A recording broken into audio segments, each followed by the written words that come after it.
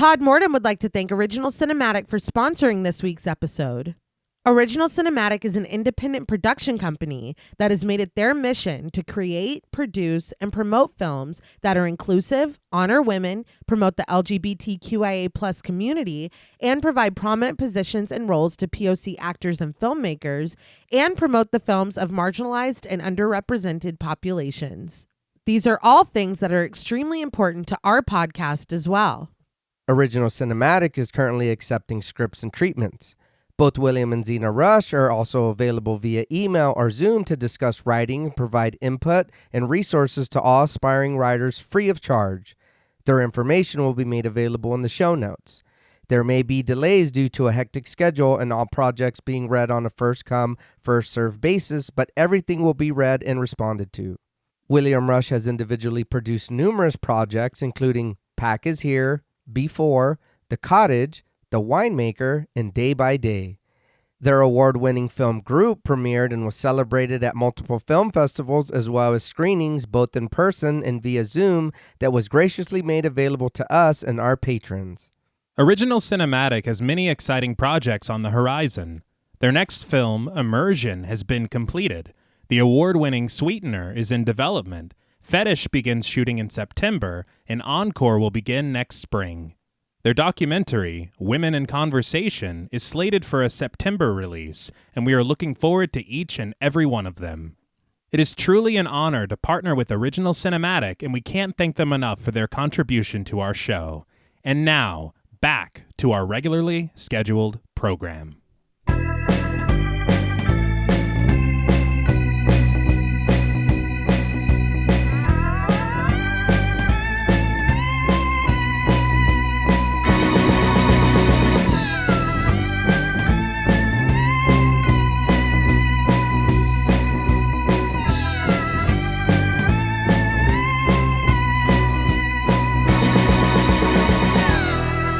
Salutations! Welcome to Pod Mortem. I'm Travis Hunter-Sayapin, joined as always by my co-hosts, my sister and my brother-in-law. Hi, I'm Reneé Hunter-Vasquez. Hi, I'm John Paul Vasquez. This week, we're broadcasting live from Bates Motel, discussing the 1983 psychological slasher film, Psycho 2. This film was directed by Richard Franklin from a screenplay by Tom Holland. From its inception, the creators of Psycho 2 had a daunting task ahead of them, continuing the story of the acclaimed 1960 horror classic.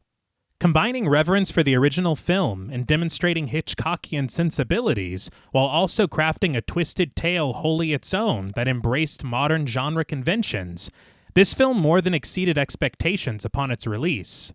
With a captivating cast offering powerful performances, a terrifically talented crew, as well as a masterfully crafted mystery that rivals its predecessor and leaves the viewer guessing, Psycho 2 is widely regarded as one of the greatest horror sequels ever made. This film was suggested to us by friends of the show: Misha, Linda Loves Target, Jimmy Comer, Jordan Nash, J&J Devils, James Floyd, Carl Swanson, Seth Schaff, Katie Face, Martin Shaw, Smelly Poo Poo Head, and Cookie. We want to thank each and every one of them for their continued support of the show, as well as this suggestion. So, Psycho 2. What were your first impressions on the film? So I will be honest, I was unaware that there was more than just the one, because the first one is always referenced in a lot of shit. Mm-hmm. So seeing this one, I did enjoy it. It was okay. I think I enjoyed the meat of the movie.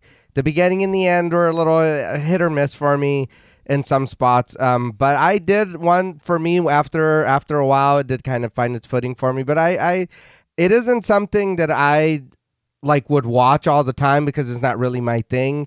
But it is something that I think I probably would maybe later on down the line. You know what I mean? Yeah. I think coming off of what we just came off of, which was what, the sadness. It was, you know what I mean? I was like, oh yeah. Not that I want a little more of that. I'm gonna be honest. But again, there is enjoyment in this, and something did happen in this movie that I was not expecting at all. So I was surprised. It did what it was supposed to do. Yeah, the sadness, this is not for sure. Yeah. I'm Good sad. or bad. I'm very glad. Yeah, I was surprised too by some of the twists that happen in this film. I think that because I had never seen it before us covering it for the show. Yeah. And the way that Psycho is hailed, rightfully so, and then you're told that there's a second one that came out 23 years later. Yeah. In 83, you don't know what to expect. I didn't know what to expect. No. But it, I feel like, has the same kind of tone and sensibilities as the original. For the most part, there's a twist toward the end that I was like, I don't know if that fits in this universe for me. But I think that the character work is really interesting. The dynamics between some of the characters are very compelling. There is a shocking twist. I feel like if you're like, oh yeah, I knew, no, you didn't. I don't believe you. Because I was suspicious. I had like my eyes narrowed the entire fucking movie up until that point, and I didn't guess that. Yeah. Right. But it being able to pull that off is always very very impressive. Yeah. All the movies and shows that we watch, it's like a lot of things feel telegraphed now. And so to visit this movie from the 80s and be like, oh, fuck, I did not see that. That's really cool. Yeah. But Anthony Perkins is fantastic. He's so good as Norman Bates. I think he brings such like nuance to that character where you're like, am I afraid of you or do I just feel badly for you? Yeah. Or like, I think that he really excels in that in both of them. Mm-hmm. But yeah, I did enjoy this. I didn't know what to expect. I went into it with an open mind, and I really did. I liked it a lot. Yeah, I definitely agree. I had known that this film existed, but I was always very trepidatious, mostly because of how much I love the original. Right. And it's exactly for the reasons that Nay said. It's like, really, making this sequel 23 years later. Yeah. I understand it has Anthony Perkins in it, which is a definite plus, but it's like it's the 80s. You're following a classic. It's like, Yeah. I don't know, man. So on paper, I was like, I don't think that this is going to work. Right. But I had talked to Jules about it, and they vouched for it. Mm-hmm. And Jules has excellent taste in films and people. Yeah. But so I was like, okay, I'll give it a shot. Right. And we watched it together last week. Okay. The first time I've ever seen it. And not to speak for Jules, but I'm sure it was like a second film watching my chat window. Yeah. Because I was so shocked by so many things, and very loudly so. Like, it's one of those things, like, we have watched so many films, not just through the show, but just in general. Right. And so, not to say, it's kind of hard to shock us, but it's kind of hard to shock us. No, yeah. And we see a lot of things and little bits and pieces, and we think that we know where something is going. And so to have the rug pulled out from under you, I think like twice in this film, Yeah. if not more, like that's really impressive. Yeah. And I was just really, really amazed by it, especially following the original. And so I really cannot say enough about this film. I love, like Nay had mentioned, this depth of character, these dynamics between the characters, this really incredible ability to combine Hitchcock's kind of style and tone with something more modern. Right. Because as me and Jules are watching it together, we're like, wow, this is really, really 1960s feeling and style. And then something would happen. We're like, well, there's the 80s. Yeah. Right there. But, it doesn't take you out of it that way. Right. They somehow found a way to marry both eras in a way that works really, really well. Okay. And I think that even with the level of violence that we surprisingly see in this film, Yeah. there's something that just seems right about it and works. Okay. But I think the score is really beautiful. I love the production design and the set design and the way that they were able to utilize, and recreate some of the locations that we saw in the first film. Yeah. It's really impressive. It looks the same. Yeah. And I'll get into that a little bit later. Some things might surprise you. Okay. But I also really love the cinematography. The way that they kind of hint at little nods to the original. Right. But also using different camera movements that just feel right. And also shot composition. There's some really beautiful shots in this film. Yeah. But you feel the reverence that they had for the original as they made this. Mm-hmm. And one thing I will say is that this is one of those films with all the twists that are in it. It rewards you on a rewatch. Okay. Because I watched it for a second time and you see these little seeds that are planted that you're not thinking about Right. that first time. Mm-hmm. And I know that's very important to you, Nick. Yes, I love that. But it also, I think it makes you think a lot and really, we already sympathized with Norman when we covered Psycho the first time. Yeah. A lot. But I think that even more so this time. Definitely, yeah. Like, you really feel a lot of sympathy for this character. Mm-hmm. You want the best for him. Yeah. And I think when we were watching it last week, Jules put it best. This film is a tragedy. Yeah. It is, yeah. But I think that this film is really something remarkable. And we talk a lot about double features that we enjoy watching within the same franchise that work back to back. I think this definitely will become one of them for me. Okay. And I cannot say more. I'm just so impressed by it. And what they did with this story is really an achievement. But before we get into this film, I would like to talk about the production of it. I have a decent list of sources. I'll be citing them for this section and just throughout the episode as we continue. Okay. But I got a lot of information from a commentary track with Tom Holland, a documentary called The Psycho Legacy, interviews with Richard Franklin from John C. Tibbets and Bobby Wygant, an interview with Robert Bloch by Ron Liming, articles in Dread Central and Fangoria, and lastly, the production notes. Damn, okay. So the story of Psycho 2 begins in the year 1982, when Robert Bloch writes a sequel to his 1959 novel, Psycho, which is obviously what Hitchcock's classic 1960 film was based on. Right. Very interestingly, Universal had never thought to make a sequel to the 1960 film before, and it wasn't until Bloch brought them his novel that it finally crossed their minds. Huh. But as it turns out, the executives read Bloch's novel and hated it. And so they decided to pass on it. Yeah. But Universal had maintained control of the film rights since they bought it over 2 decades ago, and so they decided to move ahead with crafting a sequel, but without Bloch's input, ideas, or involvement. Oh, shit. But 1982 also happened to be the same year that Universal signed a deal with Oak Media Development Corporation to create 4 co-productions together. And out of all the ideas discussed for these projects, the idea of making a sequel to Psycho appealed the most to executive producer Bernard Schwartz, and so he decides to assemble a team to make it happen. Okay. First, he reaches out to Hilton Green, choosing him to produce the project not only because of his experience in the industry, but Green also served as the first assistant director of the original Psycho.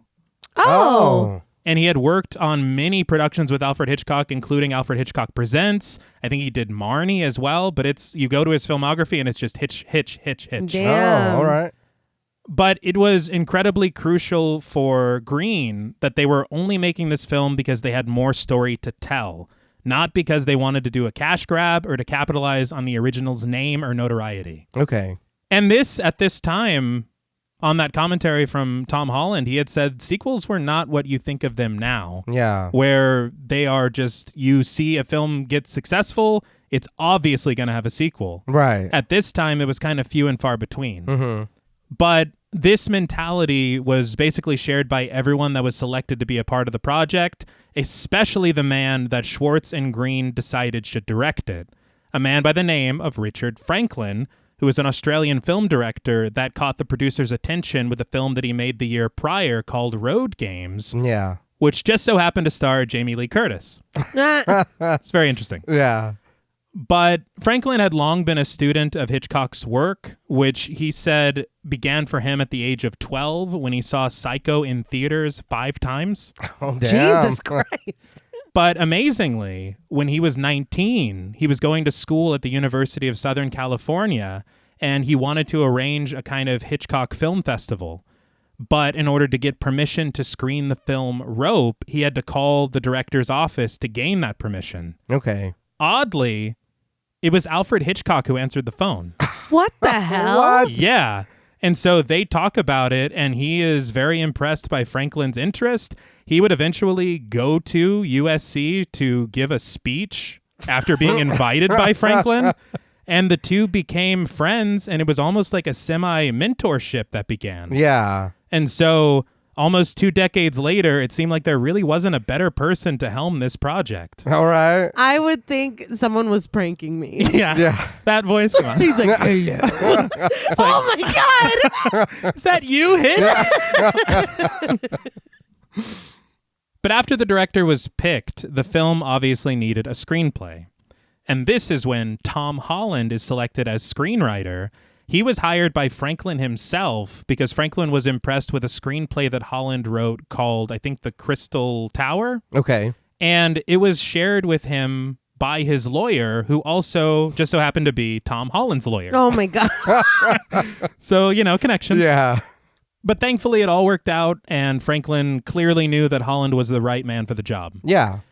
But before Holland officially started writing the screenplay itself, he met with Franklin, and the pair started writing an entire plot structure on note cards.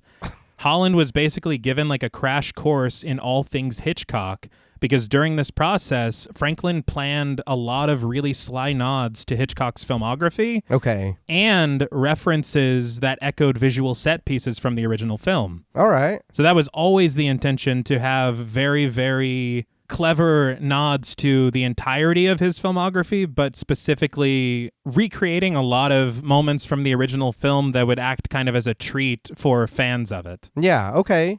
This apparently took several weeks, just this note card process. Damn. And after they completed it, this is when Holland finally took this outline and composed a proper screenplay.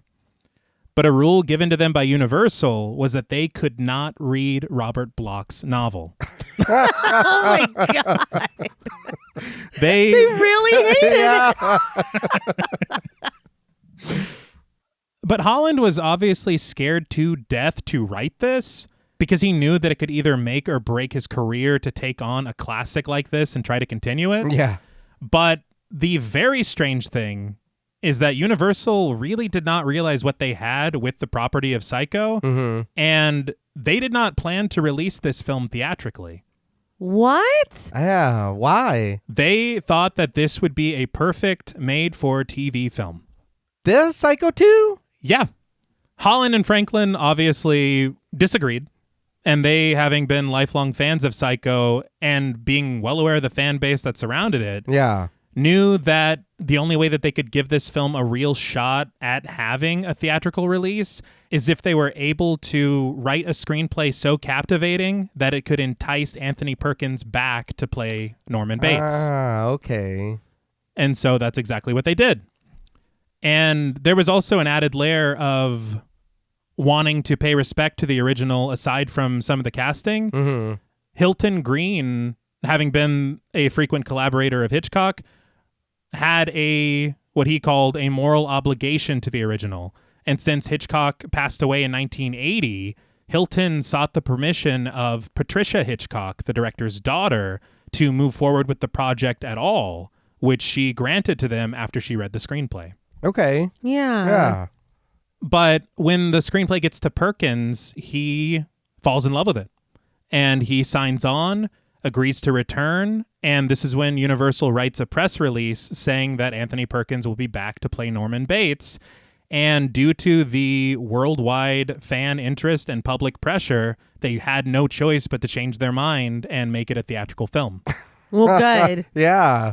But this led to an increase in the film's budget, and even saying that, though, they were only given $5 million to make this film. Oh, wow.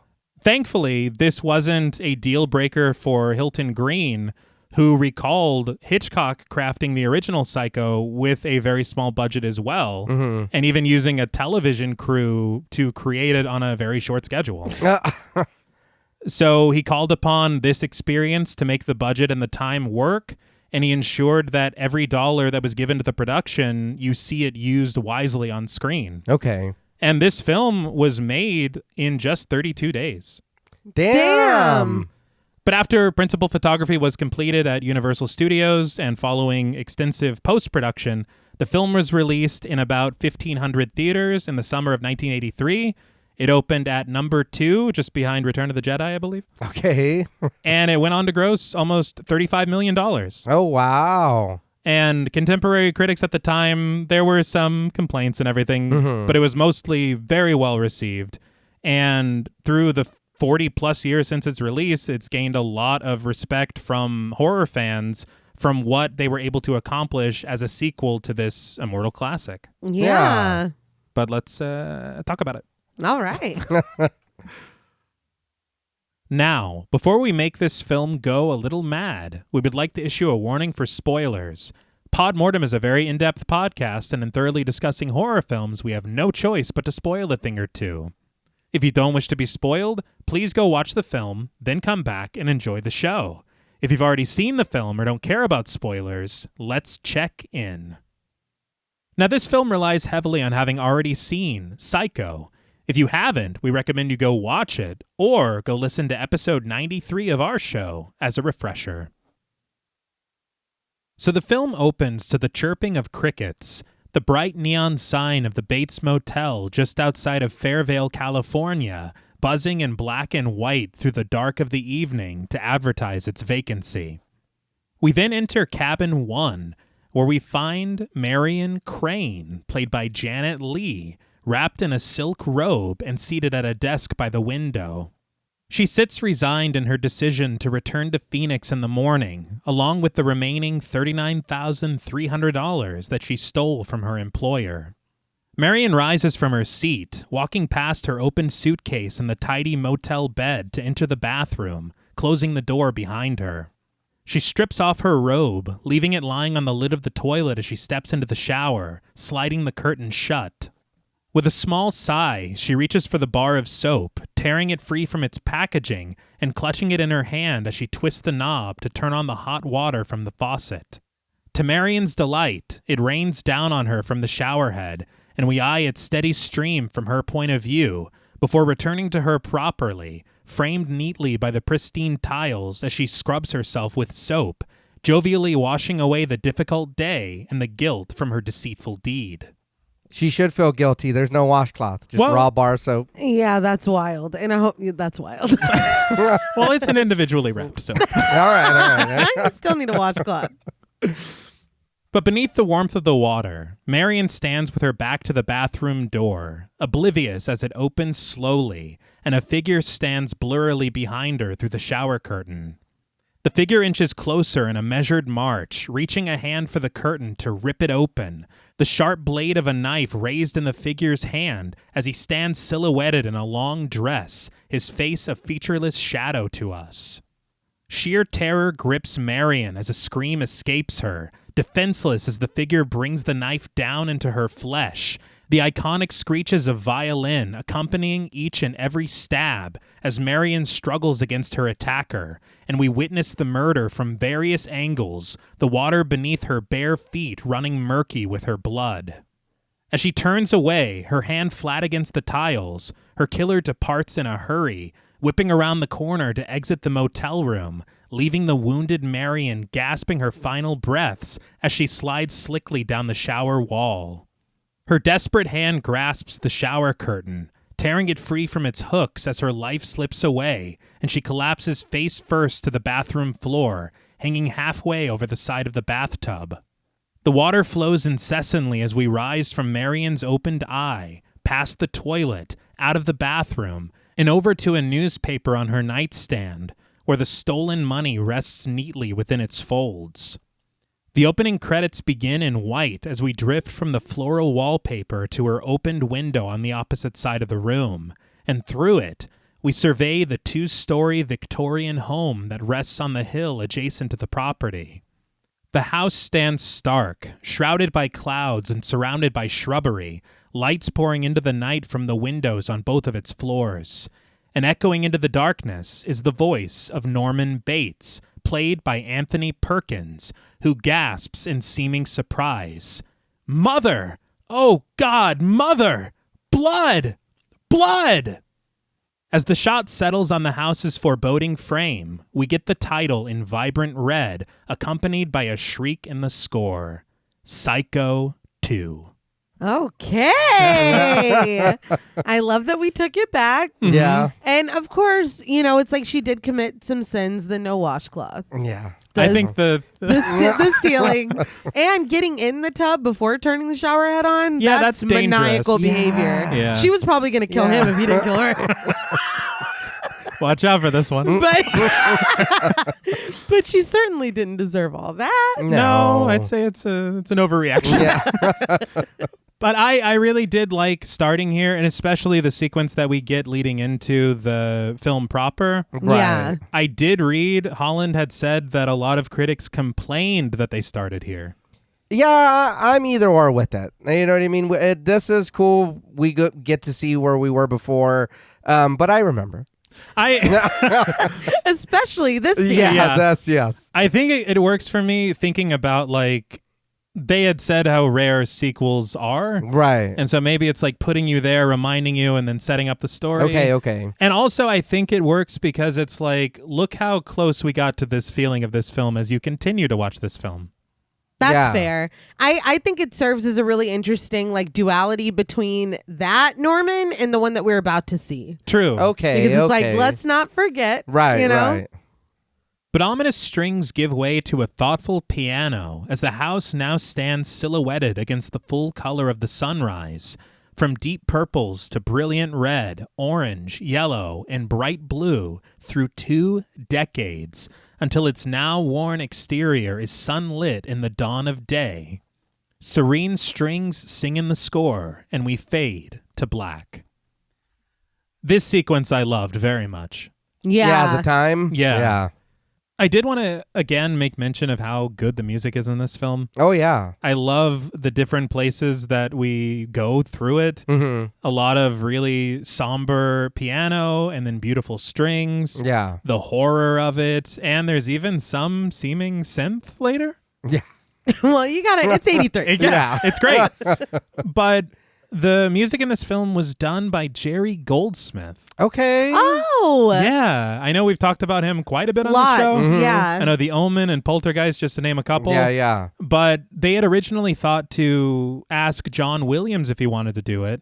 But Franklin instead asked for Jerry Goldsmith, and he was obviously very much interested. Yeah. But just a testament to how particular Franklin was, the Jerry Goldsmith wrote a theme for Norman Bates, and he gave it to Franklin to listen to. And he was like, this doesn't work for the character. And he axed it from the film, which surprised the hell out of Jerry Goldsmith. Yeah. He's like, do you know who I am? Yeah, you must not be familiar. But Goldsmith would go on to use that theme differently in Twilight Zone, the movie. Okay. All right. Yeah. But when we return, we're sitting just outside of the Kern County Administration and Courts building, where inside we glide through the gallery of a courtroom to rest behind the table of the defense, where an older Norman Bates, played once again by Anthony Perkins, sits. And Anthony Perkins, we talked about him in the first Psycho. Of course. I did want to add, and I thought it was really interesting, he also did Psycho 3 in 86 and Psycho 4 in 90. There's 4? Apparently, yeah. Yeah. I've heard that they're pretty decent still. Okay. If I'm not mistaken, in Psycho 4, the young Norman Bates is played by Henry Thomas. Okay. Love Henry. Okay. Henry. I don't think you love him. Can't even get his name I right. love Principal Henry. And also Henry Thomas. Right. I think Anthony Perkins also directed Psycho 3. Okay. Oh. Yeah. But it was very interesting, as I said in the production, of course. It was his return to this film that made it palatable for the studio to give it a theatrical release. Yeah. But he initially, before the script was written and he had just heard that Psycho 2 was an idea, was not interested. Yeah. And it was strictly Tom Holland's screenplay that made him change his mind. Okay. But there was something else that I did hear on the commentary that I thought that you would appreciate, JP. All right. Apparently, before he was given the screenplay, he did play Norman Bates again in a sketch on Saturday Night Live. Okay. And the cast was so impressed that, and this is again according to the commentary, Dan Aykroyd told him, if you get the chance, you need to play Norman Bates again. And this is one of the things that opened his mind to reading Tom Holland's screenplay. Okay. So it's very... There you go. I guess Dan Aykroyd helping the fucking... Yeah. I guess so. It's all thanks to Dan Aykroyd. But Norman's public defender, played by Bob Destry-Hilgenberg, stands at his side as the judge, played by Ben Hardigan, sits at his bench, addressing the district attorney, played by Michael Lamazo, asking if he indeed is stating that he doesn't plan to offer any contradictory psychiatric testimony. As the uncredited court reporter types away, the DA affirms that on the basis of the staff report, Norman Bates is judged, restored to sanity, and is ordered released forthwith. But from the gallery seating rises Lila Loomis, Marion Crane's sister, played by Vera Miles, who demands to know, what about Norman's victims? She wonders if they have any say, if they can be restored. Vera Miles, we talked about her in the first Psycho. Mm-hmm. She was also in The Man Who Shot Liberty Valance in 62, The Wrong Man in 56, and Separate Lives in 95. She had a very long career. Yeah. They said in that documentary that she was semi-retired Oh. and came back to do this. So, I Okay. mean, and I'm glad she did because, I mean, she's not taking her boot off of Norman's neck. No. No. But I get it. You know what I Yeah. mean? Yeah. Like, I feel like you can definitely have, well, to an extent, but we'll talk, sympathy for both because Norman was not culpable in Right, the eyes of the right. law. But she still lost her sister. Yeah, we'll learn some stuff. I mean, we go places that maybe. Yeah. I'm saying right now, Of course. Yeah, Of course. Oh, yes. in this courtroom. What we know. Yeah. But I think that that's something that is really well done by this film. Yeah. Is that even everything that we see as it unfolds, you don't lose that understanding. Right. Yeah. You know, and I think that her performance is a lot of fun in this film too. Oh, Yes. But Norman turns his head slightly toward Lila as the judge politely asks her to sit down, insisting that this matter is being represented by the district attorney.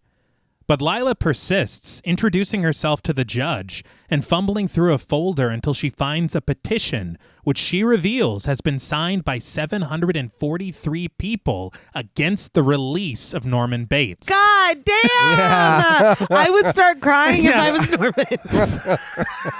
It's like that many? So everyone hates me? Yeah, he doesn't even know that many people. What the fuck? No. Lila makes sure to note that among the signatories are relatives of the 7 people that Norman murdered, demanding to know if this gives her the right to speak out. But the judge instead addresses the DA, asking if he has advised Mrs. Loomis about her rights in this matter, and he answers dryly that he has, clarifying that he already told her that her petition had no effect on these proceedings. As the judge continues his line of inquiry, Lila turns her attention to the other people seated in the gallery with emphatic interrogatives.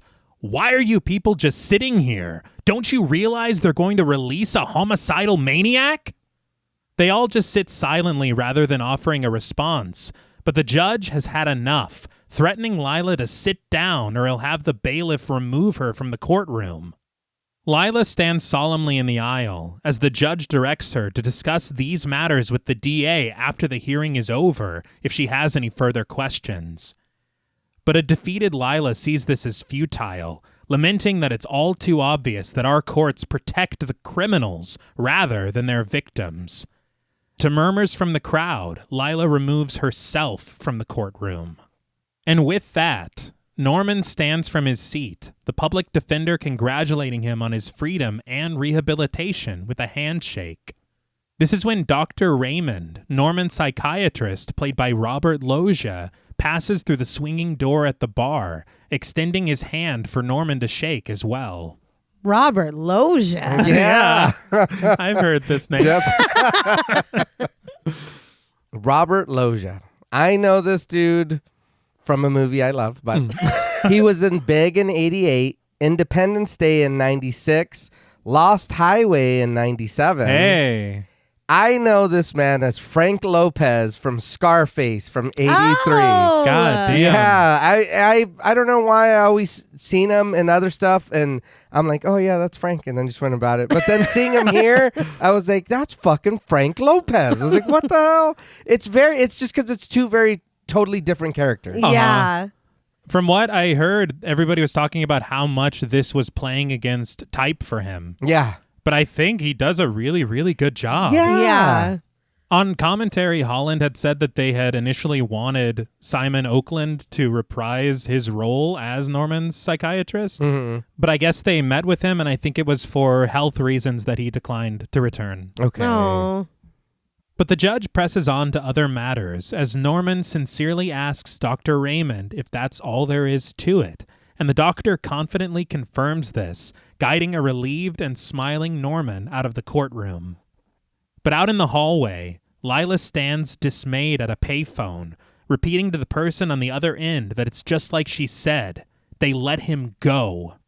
But when she spies Norman and Raymond stepping into the corridor with an uncredited bailiff, she quickly rushes off the telephone to meet them at the intersection. And again, the first time you watch this, I'm not thinking about who she's on the phone with. Yeah. Like maybe one of the 743 people. Yeah. They're like, we lost. No, Tell the others. I didn't think about it till you just described it right now. The fact that she's like, I gotta go fucking make him feel like shit. This isn't over. I'm a world-class hater. But with her ire directed at Dr. Raymond, Lila inquires if he's satisfied, turning a murderer loose on an innocent public. Her words seem to sting Norman, who shifts nervously, but Raymond reminds Lila that Norman was never convicted of murder. He was found not guilty by reason of insanity. Lila decries this as legal hocus pocus, shouting over Raymond, who calmly insists that Norman has as much of a right to his own life as they do. But Lila warns that when Norman murders again, Raymond will be directly responsible. And after one last loathing look at Norman, she storms off for the exit. They're like, hey, oh! It's pretty rough. And the judge is like, hey, we're working on other stuff now. That's your business. But sometime later, a car coasts through the parking lot of the run-down Bates Motel to park in front of the stone steps that lead up to the house on the hill. Norman climbs out of the passenger seat with a large bag of groceries, worry washing over him as he peers up at the dilapidated manor, the score swelling ominously as he collects the rest of his belongings from the vehicle. I felt like this wasn't the best place for him to be released to. Yeah. It's his property. I know it is. I just feel like it might be a little triggering. There's a lot here that happened, I would say. Dad, and it looks like all he has to eat is boxes of cereal. Well, that's all you're going to Let's be very clear. He's only going to eat sandwiches. Yeah, he's not fucking with that cereal. I don't understand. It's The for rest show. of it is for show. It's for guests. I did want to say that regarding the use of this house specifically, they knew from jump that it was crucial to use the original house from Psycho. Okay. Not just because it had become iconic, Yeah. but because Franklin saw it as a time capsule for Norman. Mm-hmm. He also very interestingly described Norman himself as a time capsule. Yeah. And he said that it's kind of this representation of him as a character in physical form. Right. The majority of the film, like I would say 99% of it, was actually shot on the Universal backlot on Soundstage 24, which was actually Hitchcock's favorite. Okay. Oh, that's cool. Yeah. But I guess sometime between the release of the first film and the production of this film, the Universal backlot was redesigned. And so the house had been moved from its original location. And so this new section that they found that was going to be the Bates Motel, production designer John Corso had this new site graded and moved the original house there. Okay. And so they had to age it up 22 years, of course, to fit the new film. But the exterior was the exact same house that was used in 1960s Psycho. That's crazy. The wild thing, though, is that the Bates Motel that we see in this film was built from scratch. Oh, okay. I guess Corso based it on photographs from the film itself and old blueprints that they found at the studio. Yeah. But they even rebuilt those stone steps that lead up to the house on the hill. Yeah. They said that, I guess, only 40 feet of Bates Motel's exterior is what is used in the film. And everything else we see, that extension, everything past it in the back, and even the Bates Motel sign that is sticking straight up in the parking lot, that is a matte painting. I fucking knew you were going to say that. I was waiting as the painting is. Yeah, you're like, just say it. Just say it. Yeah. But the painting was done by Oscar winner Albert Whitlock, who worked with Hitchcock. Okay. That's very cool. Yeah. That's impressive. Yeah. But Raymond steps over from the driver's side to meet Norman, carrying his suitcase for him. But before they can ascend the steps, a white Cadillac parked next to them catches Norman's eye. Raymond explains that the car belongs to a Mr. Toomey, who runs the motel, even offering to introduce the two of them. But a preoccupied Norman stutters that can wait. The pair march up the stairs, and we watch as the towering structure of the house comes into full view.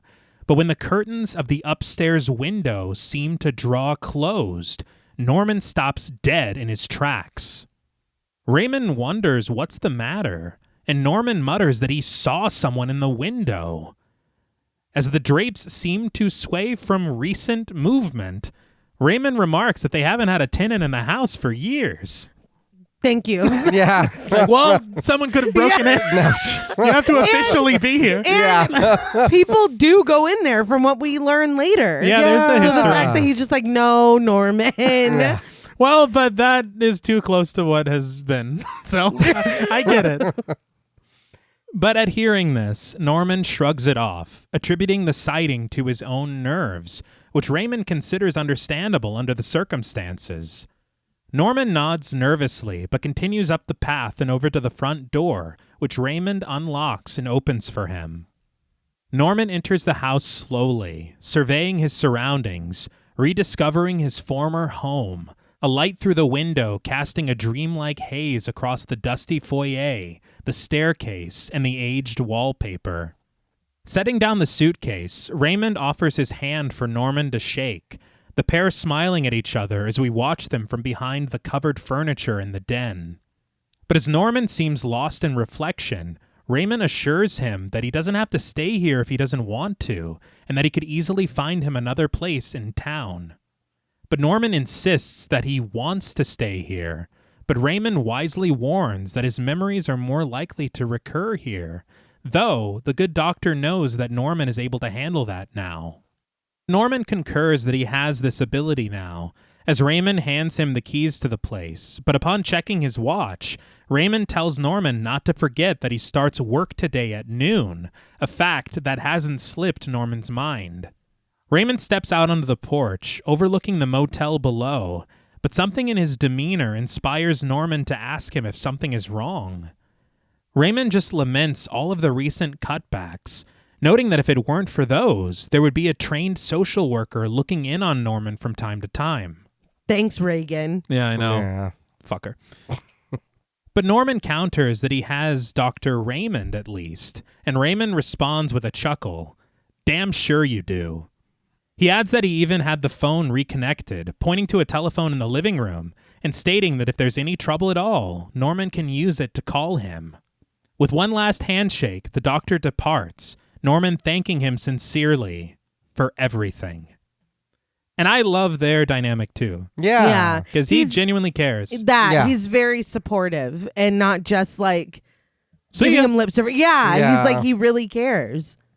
But all alone in his home now, Norman's smile falters slightly as he closes the front door and lifts his suitcase from the floorboards.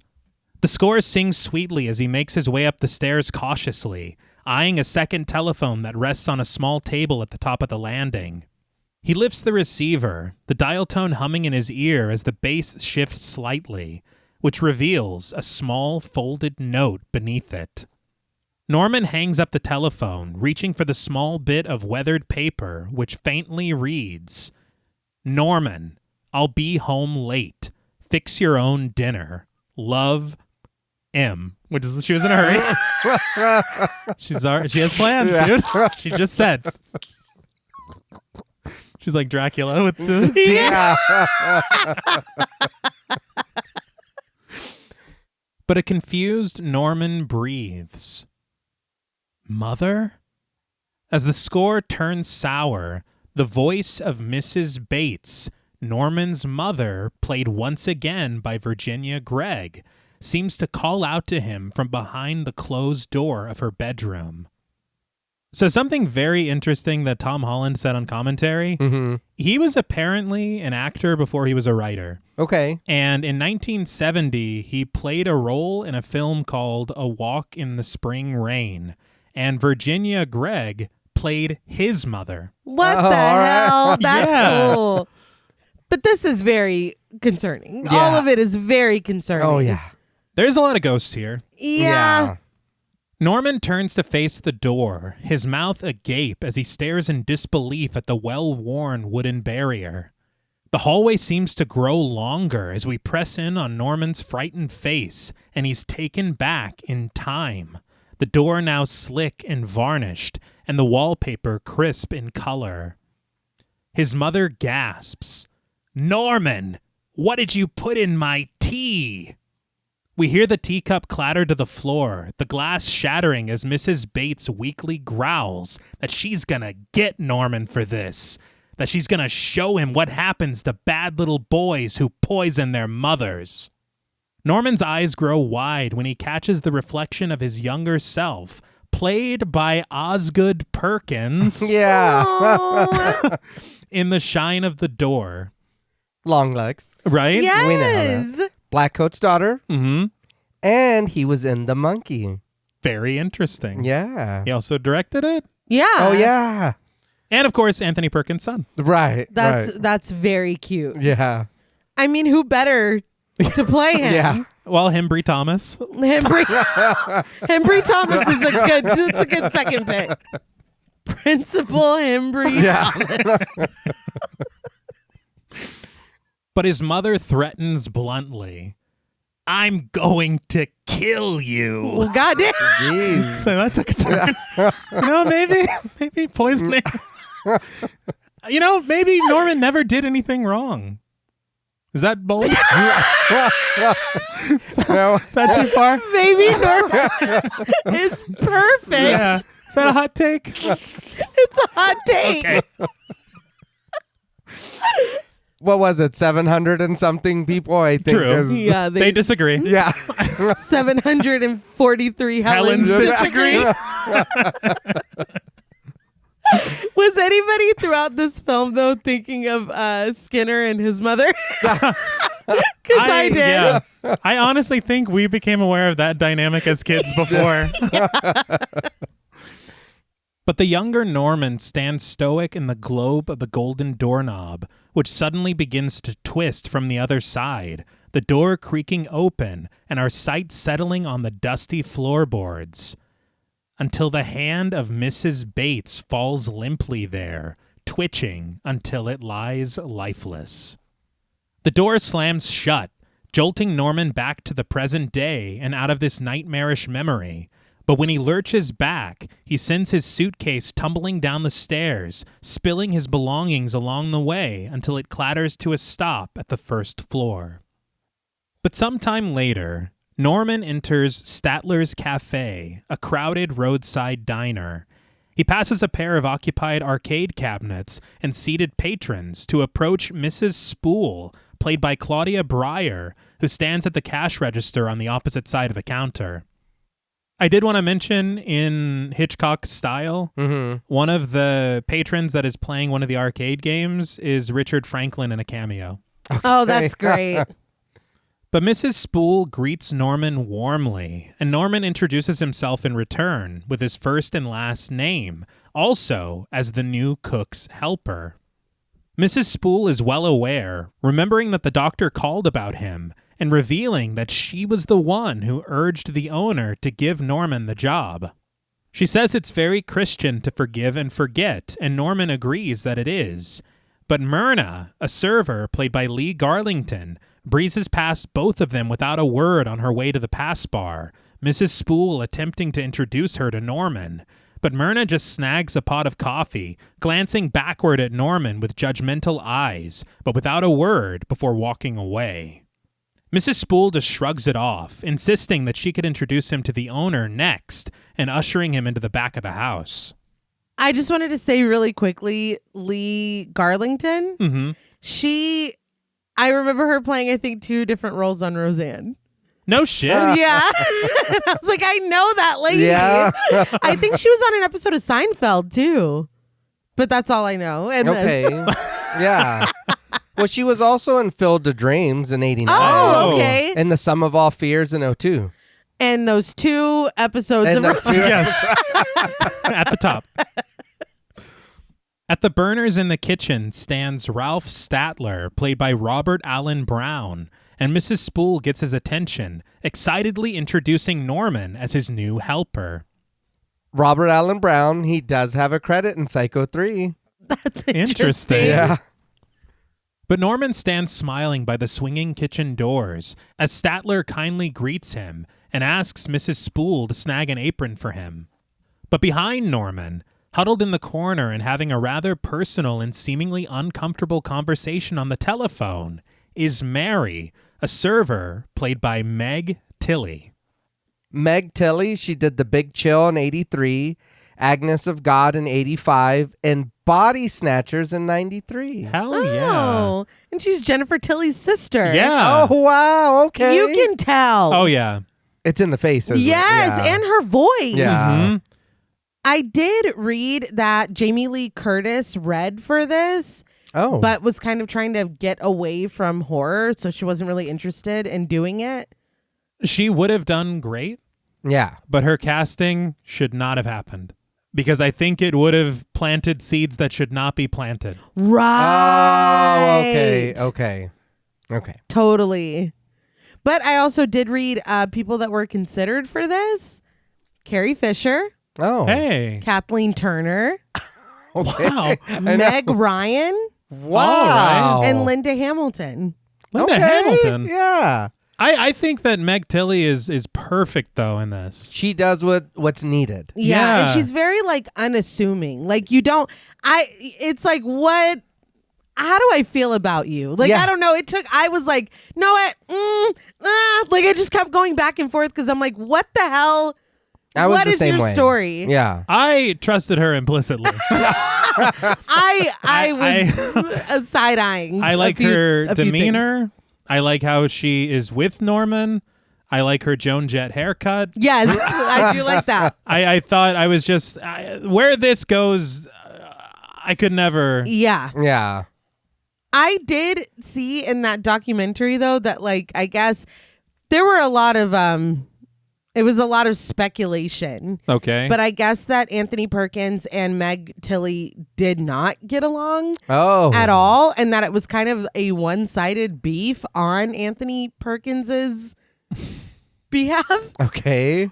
People were speculating that it was because he worked a certain way, was very professional and very seasoned, and she was kind of a newcomer and had her own thing going, but that she was doing a great job, but that he would get very frustrated with her to the point where he went, I think it was Tom Holland that was like, he wanted her out. He was like, fire her.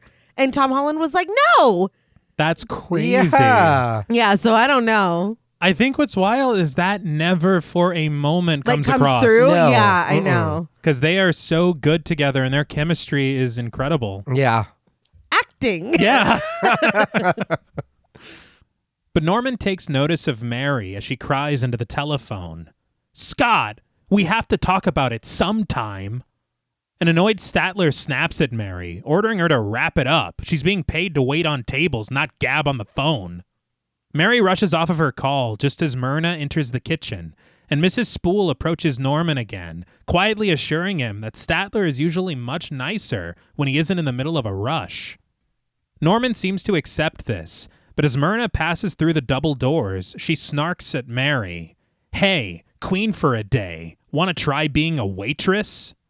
As Myrna re-enters the restaurant, Mary doesn't even have a second to react to her comment before Mrs. Spool calls out to her, introducing her properly to Norman.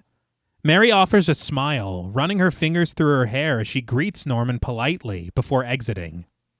It is pretty messed up to me that they just watched Myrna just talk shit to Mary, and they're like, yeah, it's fine. Let's go. It's the restaurant industry. It is. Statler's like, this is every day. Like, It's every day. Yeah. But Mrs. Spool smiles brightly and confides in Norman that Mary is having some boyfriend troubles, adding that she's got a heart of gold, but a head of wood.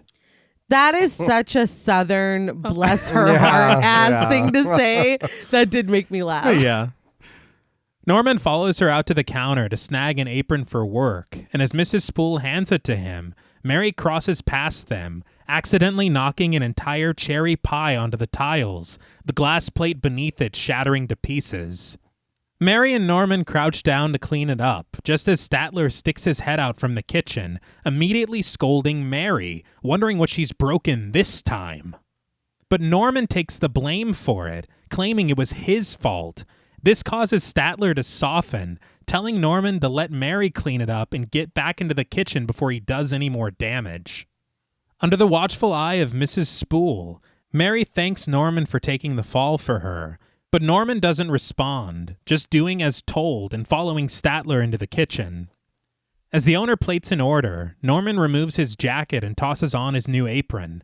Statler then hands a couple of plates to him, instructing Norman to place them under the hot lights on the pass bar and to read the next ticket from the wheel. When Norman mistakenly snags a ticket from the counter instead, Myrna snatches it from him, along with the plates of food before running it to her table.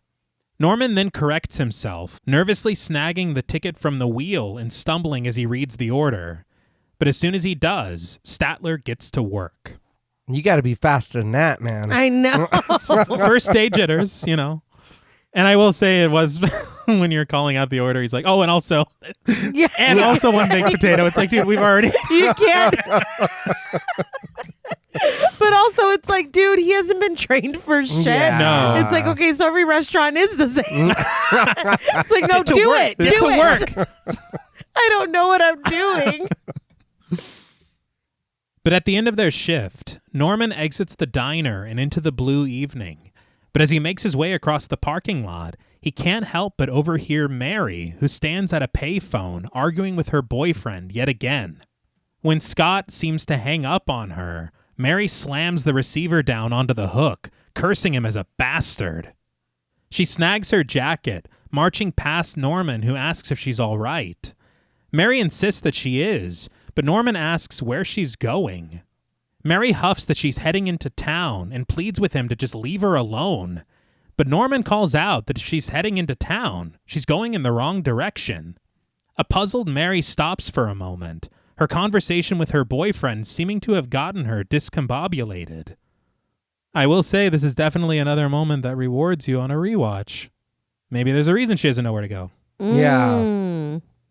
But Norman approaches her, offering to call her a cab, and Mary asks why he would do that.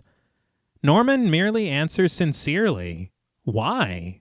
So you can get home safely."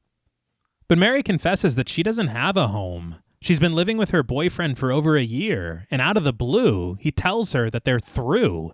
She says she called him just now to find out why, but all he would say is that she couldn't come back to their apartment. Norman stutters, wondering what she plans to do, and Mary supposes that she could call a friend in town to see if they'll let her crash for the night.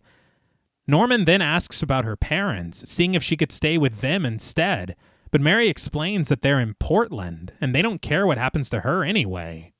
This is when Norman has a better idea, and he shares that he owns a motel not too far from here, and Mary would be welcome to spend the night in one of the empty rooms if she'd like. That sounds wild. Mm-hmm. I'm cooking at the diner that you work at, but I also own a motel if you want to come sleep. That I would run in the other direction. Were side hustles necessary in 1983? Probably not as necessary as they are today. Probably yes, but not as much. But that sounds, I'm sorry. Yeah. There's no fucking way I'm going with this dude. It's a little sketchy. It's very sketchy. It's very odd. That was my questioning, was we're not going to ask, oh, you do own a motel? Why are you here again?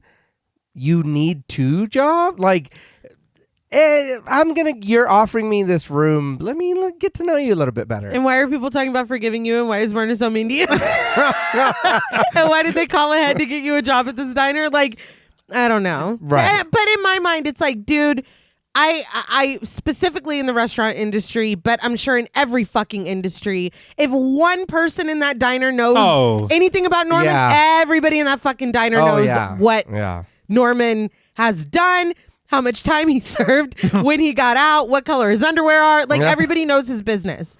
So, again, I'm beginning to side-eye a little bit. Mm-hmm. But I think they do a good job of handling that, too, later. Okay. And Norman does sweeten the deal, saying that she can stay FOC. Mary doesn't know what the fuck that means. But I'm like, maybe he really does own it. That sounds like industry slang. Yeah. It's free of charge. Yeah. But Mary initially declines, fearful of imposing. But Norman promises her that that wouldn't be the case, suggesting that coworkers should look out for each other. Mary wonders if this is why he covered for her earlier when she broke the pie plate, and Norman chuckles that it is, figuring she would have gotten into more trouble for it than he would. Mary agrees, slinging her purse over her shoulder as she admits that she's been working here for only 4 days and has already broken 12 dishes already. You need to get it together. Well, she got thrown to the wolves too. You are going to get fired. The pair share a smile, but Mary double-checks that Norman is sure that it wouldn't be a bother for her to stay at the motel, and Norman assures her that it absolutely wouldn't be. But when thunder begins to rumble overhead and lightning flashes within the distant clouds, Norman suggests that they get out of here before it starts to rain. They arrive at the motel just as the rain starts coming down in sheets, rushing for the safety of the awning outside of the manager's office as it begins to blanket the parking lot. Music plays loudly from one of the rooms as an amorous couple forms a sensual silhouette in the window of cabin 2. But Mary hugs herself in an attempt to keep warm, assuring Norman when asked that she didn't get too wet out in the rain. But she asks excitedly if Norman owns all of this, and he says that he does, noting that it isn't much, but he plans to get it fixed up eventually. So I was confused because when he comes back with his doctor and he was like, oh, that's the manager's car or whatever. Mm-hmm. I thought that he lost the motel when he was gone. Okay. I thought the same thing until it's kind of explained a little bit more later. Yeah. Because I was like, oh, damn. So at least he still has the house, but I guess I thought the exact same thing. Yeah. But him bringing her here, I was nervous because I'm like, can he be doing this? Yeah. But he can. Yeah. Everything's fine. It's his. Yeah. I was like, oh, okay. But Norman enters the office to snag a room key for Mary, calling out first for Mr. Toomey, who doesn't answer. Without a manager on duty, Norman lets himself behind the counter, his hand hovering frozen at the key to cabin number 1 as thunder crackles around him, before finally lowering his hand to the cabin 5 key instead, removing it from its hook. Old habits? Yeah. Yeah, but again, I'm like, dude, this is not the place. Sell it and move on. Like, he shouldn't be here. Yeah. Norman, it's too triggering. It's too much. I was going to say that. The bad memories. It's too much. The house and the motel. Yeah. Norman has the right to be wherever Of he course. wants to be. I'm trying to protect He Norman's has a mental right health. to life as much as you or I. Well, I'm looking out for him. I will say I did like these references, them arriving in the rain just like Marion Crane did. Right. And then, of course, the reaching for the cabin's key. It's mimicking these shots that are so familiar to us. Mm-hmm. But as Norman turns to face Mary with a smile, loud laughter emanating from the neighboring room wipes it right from his face. He suggests that Mary wait here while he checks out cabin number 5 for her, just to make sure the linens are fresh. He exits to the awning, stopping for a moment to glance back at Mary before walking over to the cabin. Left seemingly alone in the office, Mary notices an ashtray resting on the side table, and when she picks it up, she finds a picture of a scantily clad woman inside, along with a signature, "To Warren, with all my love." She smirks to herself, but she's soon startled by the returning Warren Toomey, the current manager of the Bates Motel, played by Dennis Franz.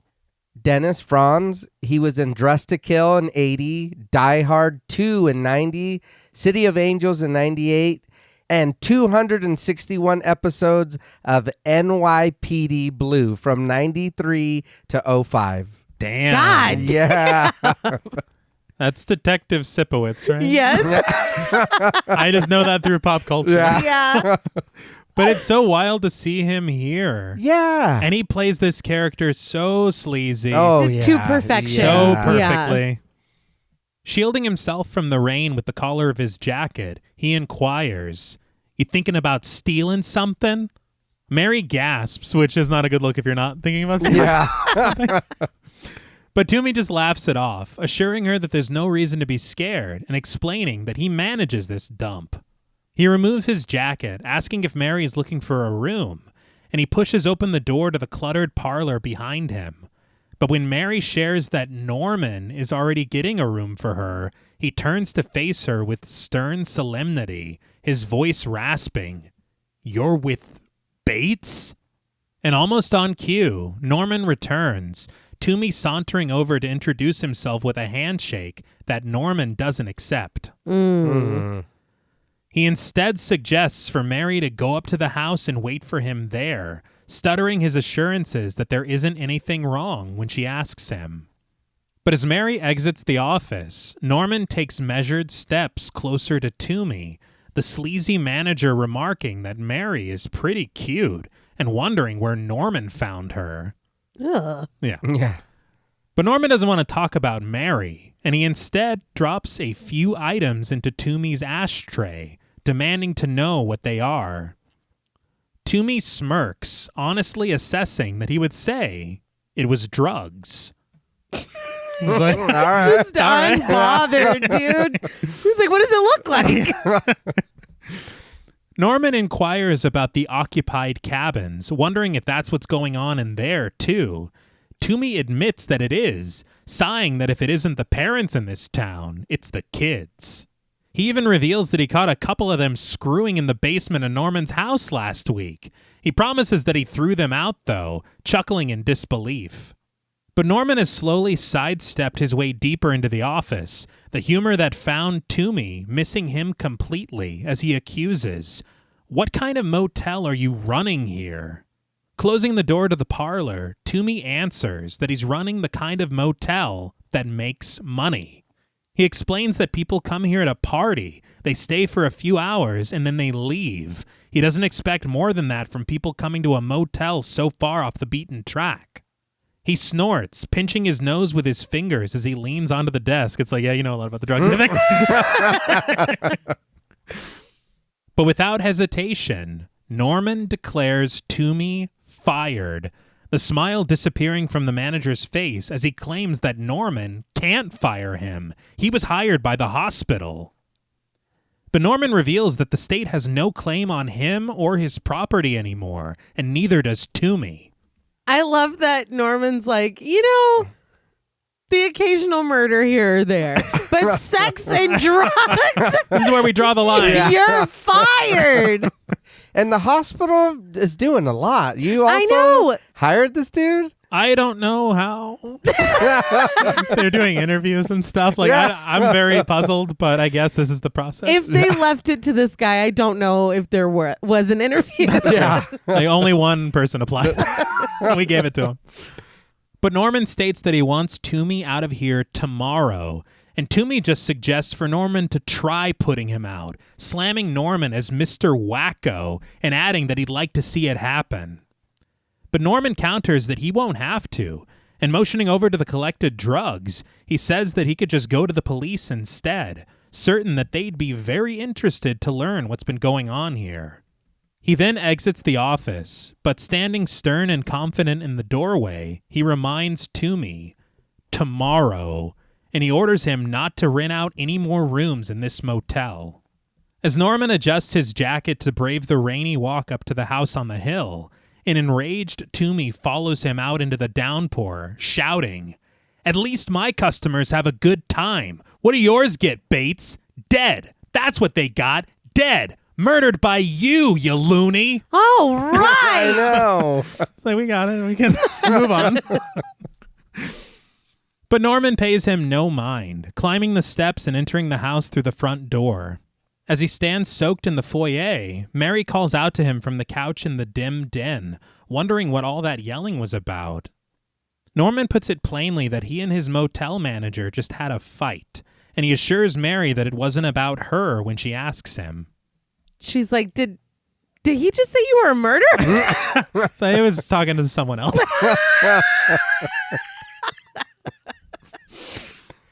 But Norman wonders why Mary is sitting in the dark, and she confesses that she was just thinking about her boyfriend and how if she hadn't blown up so quickly, maybe they could have worked things out. Norman seems unsure, but he switches on the light for her, asking if that makes it any better. But Mary is still stuck on Scott, asking Norman if he thinks that she should call and talk to him again. Norman seems supportive of the idea, offering a nearby telephone and standing awkwardly in the foyer as Mary stands to dial the phone number on the rotary. When the call connects, Mary looks back at Norman, who excuses himself to the kitchen to give the young woman some privacy. See, I like that. Giving him some, he is fine. Yeah. Hey, call your boyfriend. Work it out. Let me give you, I'm gone. Yeah. And he didn't linger? No, nothing. He didn't argue about it. Just like, okay. Norman sets his jacket on the back of one of the chairs at the dining room table, and we hear Mary's call as she shares with Scott that she's at a motel, assuring him that she can take care of herself. Norman then turns his attention to a cabinet, opening it to find a familiar sight right next to a nearly bought box of Lipton tea bags. It's an old floral tin of tea leaves. He reaches for it, rattling its remaining contents as the score grows ominous, and he glances back into the hallway. Think with some context clues we can know what's in here? Uh-huh. Yeah. But an exasperated Mary stands none the wiser on the telephone, and when she peers down the adjacent hall, she tells Scott in a low voice that she can't talk anymore and she has to go. Another moment that's interesting. Yeah. It is, because in a minute she like kind of says what this call's about, and I was like, that is not what it fucking sounded like. Like, Yeah. Yeah. But back in the kitchen, Norman makes himself a sandwich, and when he opens the drawer to find something to cut it in half with, atop the pile of utensils sits a sharp knife that shimmers in the light. Norman instinctively slams the drawer shut, catching his breath from the sight of it. But Mary approaches him from behind, and he turns to face her nervously, putting his back to the counter and asking her how the call went. Mary admits that it went terribly and says that she found out why Scott didn't want her to come home tonight. He's got somebody new, and he's moved her in already. What? It's like, damn, Scott. Yeah. And again, I'm like, that's not what. When she's like, I can't talk right. It's like, Yeah. you're lying. You're lying to someone about something. It made me worried for Norm. I thought something bad was going to happen. The thing is everything is moving so quickly, you don't know just yet who to be Worried fearful for. for. Yeah. But Mary settles somberly into a chair as Norman sighs that that's no good at all. But Mary shares that it could be worse. She could have married Scott and then found out what sort of guy he is. She reveals that Scott did ask her to marry him, and Norman mutters, sure. I'm sure he did. But learning that Mary hasn't eaten yet, Norman stutters that she can share what he made for himself, noting that it's just sandwiches and milk, but he'd be glad to share it with her. We know that Norman can make a mean sauce. Yes. That might be all he can make. But He has a very particular set of skills. But when Mary isn't so sure, Norman pleads with her to do it for his sake, adding that starving herself isn't going to help anything either. Mary relents as Norman pours her a glass of milk, but as she reaches for the sandwich, she asks if Norman has a knife to cut it in half. Norman interjects that he doesn't, thinking quickly on his feet, claiming that he just moved back here after being away for many years, and he forgot to bring any cutlery. It's like, oh, shit. Because there's a few things happening here. What she does in a second is fucking bananas to me. Yeah. And the fact that Norman doesn't trust himself with the knife is a little scary to me as well. I think it's like baby steps. I get it. Yeah. You know, back to this everyday routine. Right. I understand. But this whole interaction, I'd be like, you know what? Actually, I was just kidding. And we actually both have a new girlfriend. And so I'm just going to go home to my boyfriend and my girlfriend, and we're fine. Mm-hmm. Good. Thank you, Norman, for your hospitality. This is scary. It is. It is. I really like the way that it's played, though. Well, because it is like we said, it's who yes. am I afraid for? Yeah. And the thing is that and I will tell you straight up, the first time I watched it, I wasn't really afraid for Norman at all because I'm thinking, I don't know the quality of this sequel. Is it going to be that Norman immediately just goes back to his old ways? Right. And be the easiest sequel? You know what I mean? Yeah. And I was like, Jules wouldn't recommend this to me if that were the case. So I was like, all right, we'll see how it goes. I just feel like she's not. I don't fully trust her. And then I'm like, yes, I'll be on her side. Uh-huh. And then she'll do something, and I'm like, no, what the hell are you doing? You can't be this smart and this naive at the same time. Right. So the back and forth that she's giving, I was very suspicious and worried for Norman, but also afraid of Norman. That's the thing, is that I'm very worried for Mary right now, but I'm also really sympathetic to Norman. Yeah. Because it's like whatever happens, if something bad happens, he doesn't want to do it. Right. And for me too, I was kind of back and forth, like, who am I worried about, like you said? But it was for me like that, babe. She would do something and then I'm like, But then again, Norman kind of stuttering when he's saying it. I was like, oh shit. I was like, so you're what? fighting. Yeah. I was like, what's happening? But you just lied about your phone call. Yeah. So it's like, we heard that.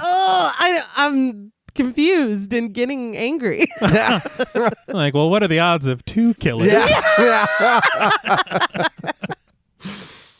But Mary finds this odd and decides to search for herself, certain that someone must have left something behind. Interestingly, the first drawer she opens, she finds the offending knife that struck fear into Norman, reaching for it and handing it right over to him. It is a little convenient that knife was right on top. Mm-hmm. Yeah. And glistening in the light. It's very enticing. You know? Yeah. Like maybe somebody nice. Planted? put that thing. Or something, I don't know.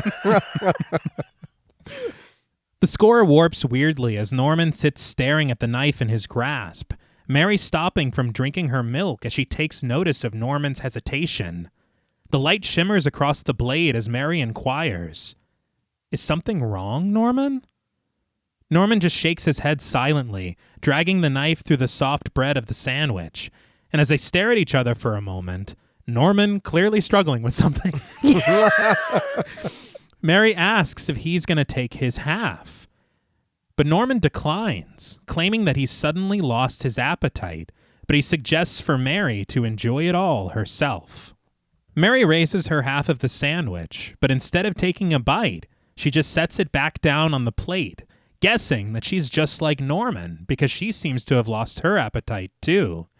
This, again, I was like, she's smart as fuck. Yeah. Yes. Because, Yeah, I was glad too because we see the 10 and I was like, oh, don't eat that. Yeah, Yes. that's the thing. And Yeah. this is why I'm saying I keep going back and forth because he clearly lied about the knife. Yeah. And then you push it, you find the knife, and then you are like, here, take this knife. You cut the sandwich. I'm like, are you stupid? And then in the next breath, it's, no, I'm not hungry either. It's like, no, so you can tell the vibes are off. Yeah. Like, what the fuck are you doing? I was getting very frustrated. I do want to say that there are several things going on at the same time because first time I watched this, I was just like, you know what? Maybe she did lose her appetite. She just got off a terrible call with her boyfriend. She had a shitty day at work where everyone's like picking on her and stuff. I wouldn't be that hungry either. This guy is also not hungry. Maybe everything's fine. Maybe there is no nefarious anything from anyone. Right. But I am still scared. But Norman asks if she'd like something else instead, informing her that he also bought some cookies for dessert. But as he stands to retrieve them, Mary rises from her seat immediately.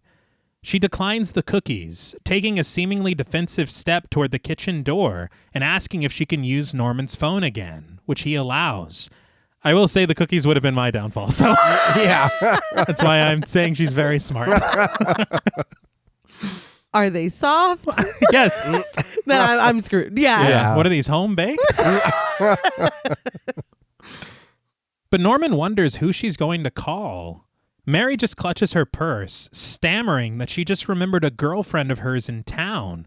Well, she's kind of a girlfriend, but maybe she'd let her spend the night tonight. Norman responds a bit wounded, having thought that Mary was going to stay here tonight, and he reminds her that there's a room upstairs and she's more than welcome to it. But Mary doesn't think this is a good idea, revealing to a puzzled Norman that Myrna was talking about him at the diner today. And though Mrs. Spool kept telling her to stop, she wouldn't. Norman turns away from Mary, ashamed, as she says that Myrna told her that Norman had been locked up. Norman leans against the kitchen sink, offering to tell Mary why he was locked away. He says that when he was 12, his mother went mad, so he put some poison in her tea. He mimes doing so, his head tilting in a mimic of his mother's eternal sleep, which was a choice. But he stammers, assuring Mary that he's all right now, like that song by Free. Correct. Calm seems to return to Mary bit by bit as she asks him if he's sure, and Norman certainly seems to be. He chuckles that otherwise they wouldn't have given him a job at the diner, would they? Mary counters sarcastically that she doesn't know, because it takes a nut to work there after all. But with a sigh and a smile, Mary still tries to express her uncertainty about staying the night here, but Norman sincerely asks, "What if I told you that I needed you to stay?" Mary wonders why he would, but the tension dissolves when we spy the pair in a long shot, the dining table between them, as Norman answers honestly that tonight will be the first night he's spent in this house in many years, much less alone. He explains that a lot of his troubles had to do with this house, admitting that he's just as scared as she is, only for different reasons. I feel like this is not making me want to stay more. Maybe I'm an asshole, but like, I'm scared. Yeah. But I mean, he's sharing most of everything.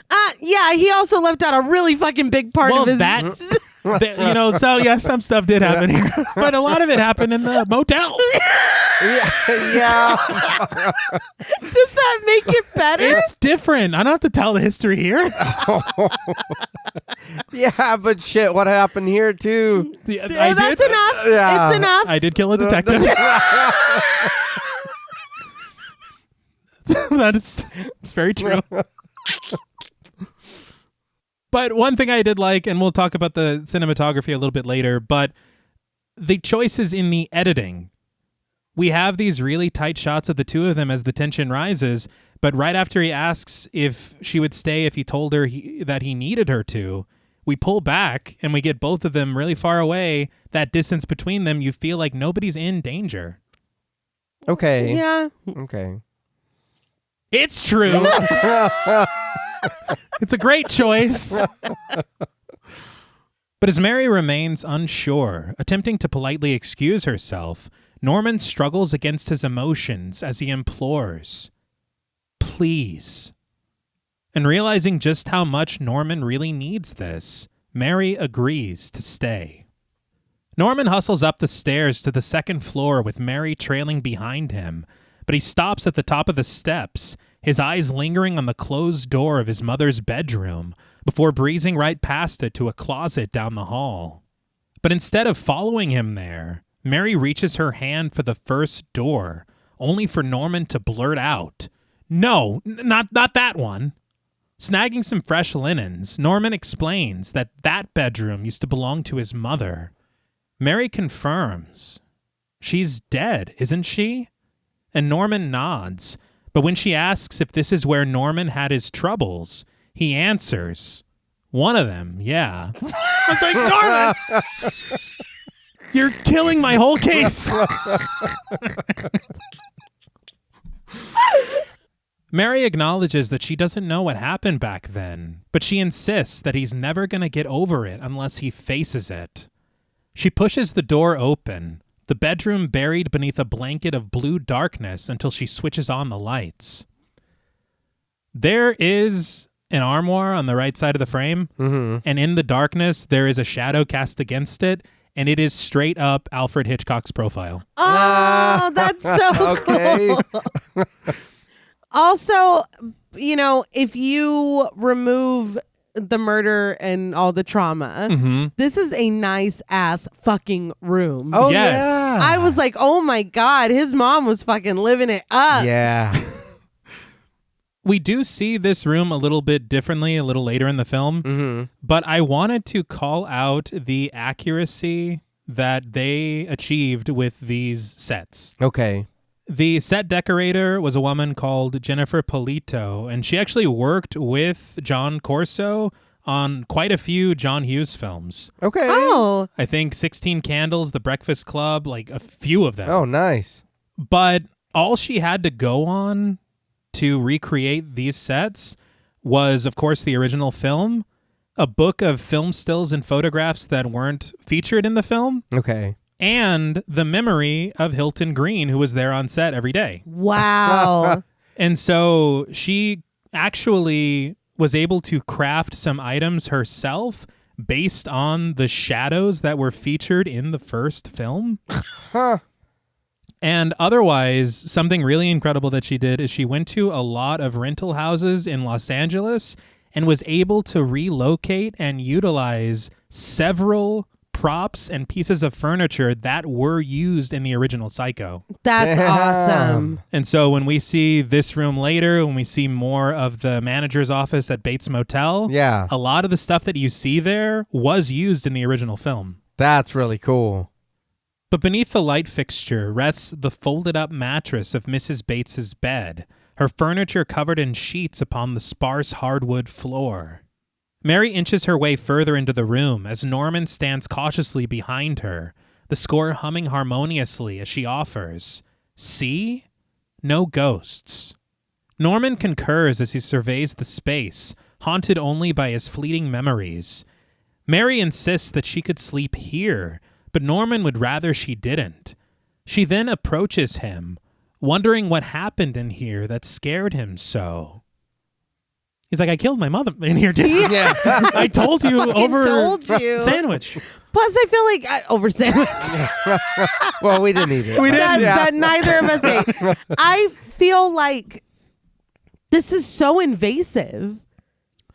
I'm like, why are you asking him this when he already said, like, I'm afraid to stay the night here. Will you stay here? I haven't been here in a long time. I have a lot of trauma around this house, like, blah, blah, blah. And she's like, so what happened in this room that you didn't want me to go into? It's like, what the hell are you doing? I get it, but I think him saying, I need you to stay here, I'm dealing with something, I do want to know if I'm going to help you. Yeah. She's tenacious and assertive. I mean, I get it. Those aren't the adjectives I would pick. But those certainly are two adjectives. They are, and we could all stand to be a little more like Mary. Okay. But unable to find the words, Norman just switches off the lights, suggesting that he just show her the room across the hall instead. The room dipped to darkness. We press in on Mary as she exits, following Norman into the more appropriate sleeping quarters. Entering a rather modest bedroom, Norman assures Mary that she'll be just fine in here, and but words fail him again as he gestures to the room just behind her, Mary finding the words for him. The bathroom? Norman nods, gesturing that it's right over there. Mary watches him from the doorway with her arms crossed, the score rising around them as Norman nervously suggests that he guesses it's time to go to sleep. The way he says, like, eat your fries, eat them. Yeah. Go to bed, dude. Like, this is a lot for me right now. He tosses the sheets onto the small bed before making his exit, offering a silent goodnight as he closes the door behind him. Mary immediately undresses in her bedroom to get more comfortable for bed, while on the first floor, Norman crafts a makeshift bed for himself on the couch in the den. He then crosses over to the foyer, glancing up the tall staircase as he calls out a proper goodnight to Mary, switching off the lights. But up in her room, Mary rests in bed under the light of a lamp, reading In the Belly of the Beast by Jack Henry Abbott. I was like, you don't know how right you are. Yeah. Oh, yeah. And then I felt bad because I have a lot of sympathy for Norman. I was curious because I feel like in a lot of these films, like if they're taking a class or watching a movie or reading a book, it's something that pertains to the film. You know what I mean? Yeah. And so I had looked up what this was, and Jack Henry Abbott was a convicted killer. And this book is a collection of letters that he wrote to Norman Mailer describing like his experiences in the prison system. Oh, wow. So I thought that was pretty interesting. Yeah. Okay. I honestly, the more I think about this film, I think that it kind of has a lot to say about rehabilitation, recidivism, labeling theory. I think that there's a pretty deep conversation that can be had about this film. I agree. Okay. And I felt that way when the doctor was talking about it when he takes Norman home. Yeah. And I was like, I feel like it's intentional because that line did not really need to be there. When he was talking about like budget cuts and stuff for the for the facilities, I'm like, oh, I get it. You know what I mean? Like, and it's a conversation to be had then and now. You know what I mean? But I fully think that it's intentional. Okay. But as she glances across the room, the camera pans from her and back over to her closed bedroom door, where a wooden chair is perched beneath the knob for security. Smart. Yeah. That's why I'm like, girl, Mary, I can't get a read on you. She's an enigma. But the next morning at Statler's Cafe, Norman stands at the sink, washing a mess of dirty dishes, but he turns his head to peer out of the back door as a taxi pulls into the parking lot. He sees Mary in the back seat, paying the driver before rushing inside, and as soon as she enters the kitchen, an incensed Statler announces, "About time, girl!" Norman greets her kindly, though, as she breezes past him with a hello, and he apologizes for missing her this morning. But as Mary retreats into the back room to get changed into her uniform, she explains that she got up early and went into town to see her girlfriend, the one she told him about last night.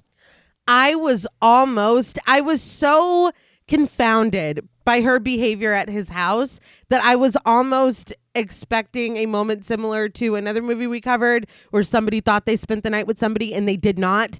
And then they wake up and they're gone and they're like, oh, what are you talking about? Do you have a dream about me? Like, I was like, was Mary even fucking there? I'm like, am I on another planet? What is going on? But she was like, oh no, I went into town. And I'm like, no, that really happened. Yeah. But she declares excitedly that she and her girlfriend are going to room together. Norman then approaches the door, looking into the crack as he wipes his hands from the dishes, reminding Mary that she's more than welcome to stay with him. And Mary appreciates this, but admits that she'd much rather live in town. It's like, Norman, don't be weird. Don't make it weird. Yeah. Norman understands, but he counters that the motel is a lot closer to work. Mary doesn't think this would be a good idea, however, and Norman accepts this, leaving the door open if she decides to change her mind. But Statler shouts across the kitchen, "Hey, girl, I gave you the morning off, not the afternoon," and he orders her to hop to it. Mary returns, properly dressed for work, snarking about how charming Statler is to Norman, which inspires a smile. But as she enters the front of the house, Statler rushes over to the shelves on the opposite side of the room, snagging a stack of hamburger buns as he directs Norman to chop up some lettuce. Norman takes the head of lettuce into his hands, settling it on the countertop and selecting a proper knife for the job. But as he brings the blade down to thinly slice the vegetable, a loud cough catches his attention in the restaurant, and peering through the pass bar, Norman watches as Toomey enters the establishment. Oh, no. Yeah. They lock eyes with each other, Norman continuing to chop as he glares at the former manager of the motel. I was like, that's not good. No. Toomey approaches the pass bar, leaning on it in attempted intimidation as Statler greets him from behind Norman. Toomey instead asks how his new helper is doing, staring a hole through Norman as smoke rises from the cigarette clutched in his fingers. Statler smiles that Norman is doing just fine, but Toomey, resting his hand on the ticket wheel, retorts that he hopes he washes dishes better than he runs a motel. Statler just returns to his work without comment. He's like, this has nothing to do with me. Yeah. Come on, dude. What the hell? But Norman continues chopping the lettuce silently, even when Toomey blows cigarette smoke into his face. Toomey stalks his way over to a booth on the other side of the restaurant, smoking his somehow much longer cigarette now. I don't get past it. As he callously calls Mary away from her table where she is actively taking someone's order, demanding to know if he can get a little service around here or what. That pissed me the fuck off. Also, he should have been removed already. Yeah. That's what I'm saying. I don't think Statler has a handle on this place. Mary greets him politely, even when he calls her cutie, with more slime than the Kids' Choice Awards. Oh, who wrote this? Did you like it?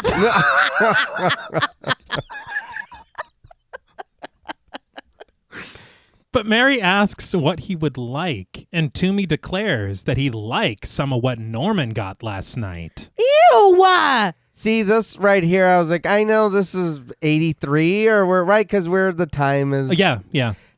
Nobody's going to say anything. Like, you can still hear them. Like, everybody can fucking hear them. Yeah, that's another thing. You're right, because she literally got called away from another table, and they're like, that's fine. Yeah. No, do his order first. He wanted it more? Yeah. It's like, what is happening? Mary doesn't seem to understand, but we watch as Norman's chopping becomes more forceful beneath the red light of the heat lamps. Toomey rasps, "You heard me, sweetheart." Disgusted, Mary just suggests for Toomey to take a look at the menu and she'll be right back, leaving him to chuckle as she walks away. Mary walks over to the pass bar, placing a ticket on the wheel, before interrogating Norman about what happened last night between him and Toomey. Norman tells the truth. He fired him. And Mary replies, "Oh, great," telling Norman that he's at her station right now. I think the word is section, but she's frazzled. She's only been a server for 5 days. Leave her alone. Norman demands to know what Toomey said to her, and Mary reports that it wasn't anything nice, and she assumes that he's drunk, considering that he sure smells like it. But Myrna then approaches the pass bar, passively reminding Mary that she does have other tables, asking if she would rather she wait on those too. Mary departs annoyed, but Myrna turns her attention to Norman as she places a couple of tickets on the wheel, asking him if he still works here. Norman answers honestly, "Yeah," which I was like, poor Norman, man. He's too kind for this world. But Myrna leans across the counter, adding, "Then can I please have my orders?" He hands them over to her, returning to chop the lettuce as he eyes Toomey, who shifts in his booth.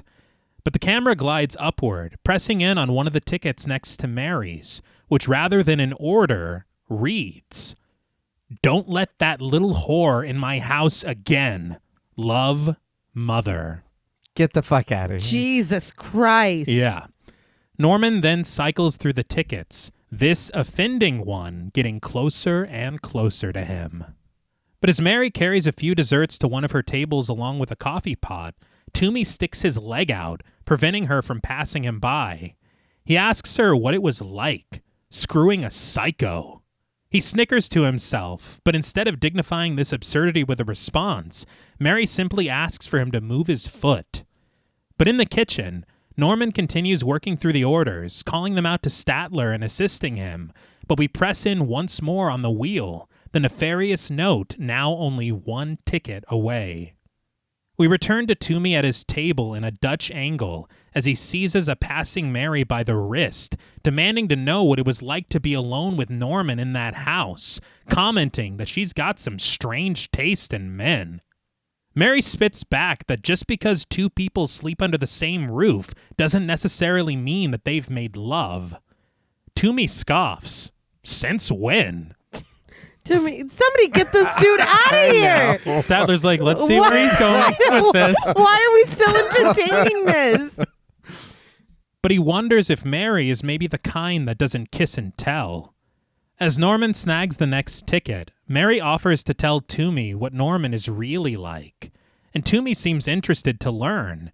But Mary just snarks. Better than you'll ever be, fat boy.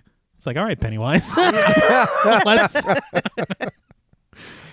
Toomey's smile disappears, but things are far worse in the kitchen as Norman finally reaches for the note. When he reads it, the message strikes such fear in him that his hand jerks, knocking the nearby fryer baskets, which splash hot oil all over Statler, who stands screaming at the stove.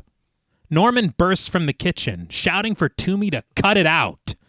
Mary seems surprised to see this side of Norman, politely calling his name, but Toomey rises from his seat incensed, antagonizing Norman to fight him. The other customers glance around nervously, and a mother gathers her children from the arcade cabinets to exit the restaurant entirely. I will say we hear the sound of Pac-Man dying. Yep. And me and Jules were like, that's foreshadowing. But Norman searches his vicinity, discovering a sharp knife resting within a coconut cake on the counter. His eyes travel from its handle back over to Toomey as his breathing grows rapid. Toomey seems to realize exactly what's going on, calling it beautiful and urging Norman, go on, psycho, pick it up. Big fan of the first film, this guy.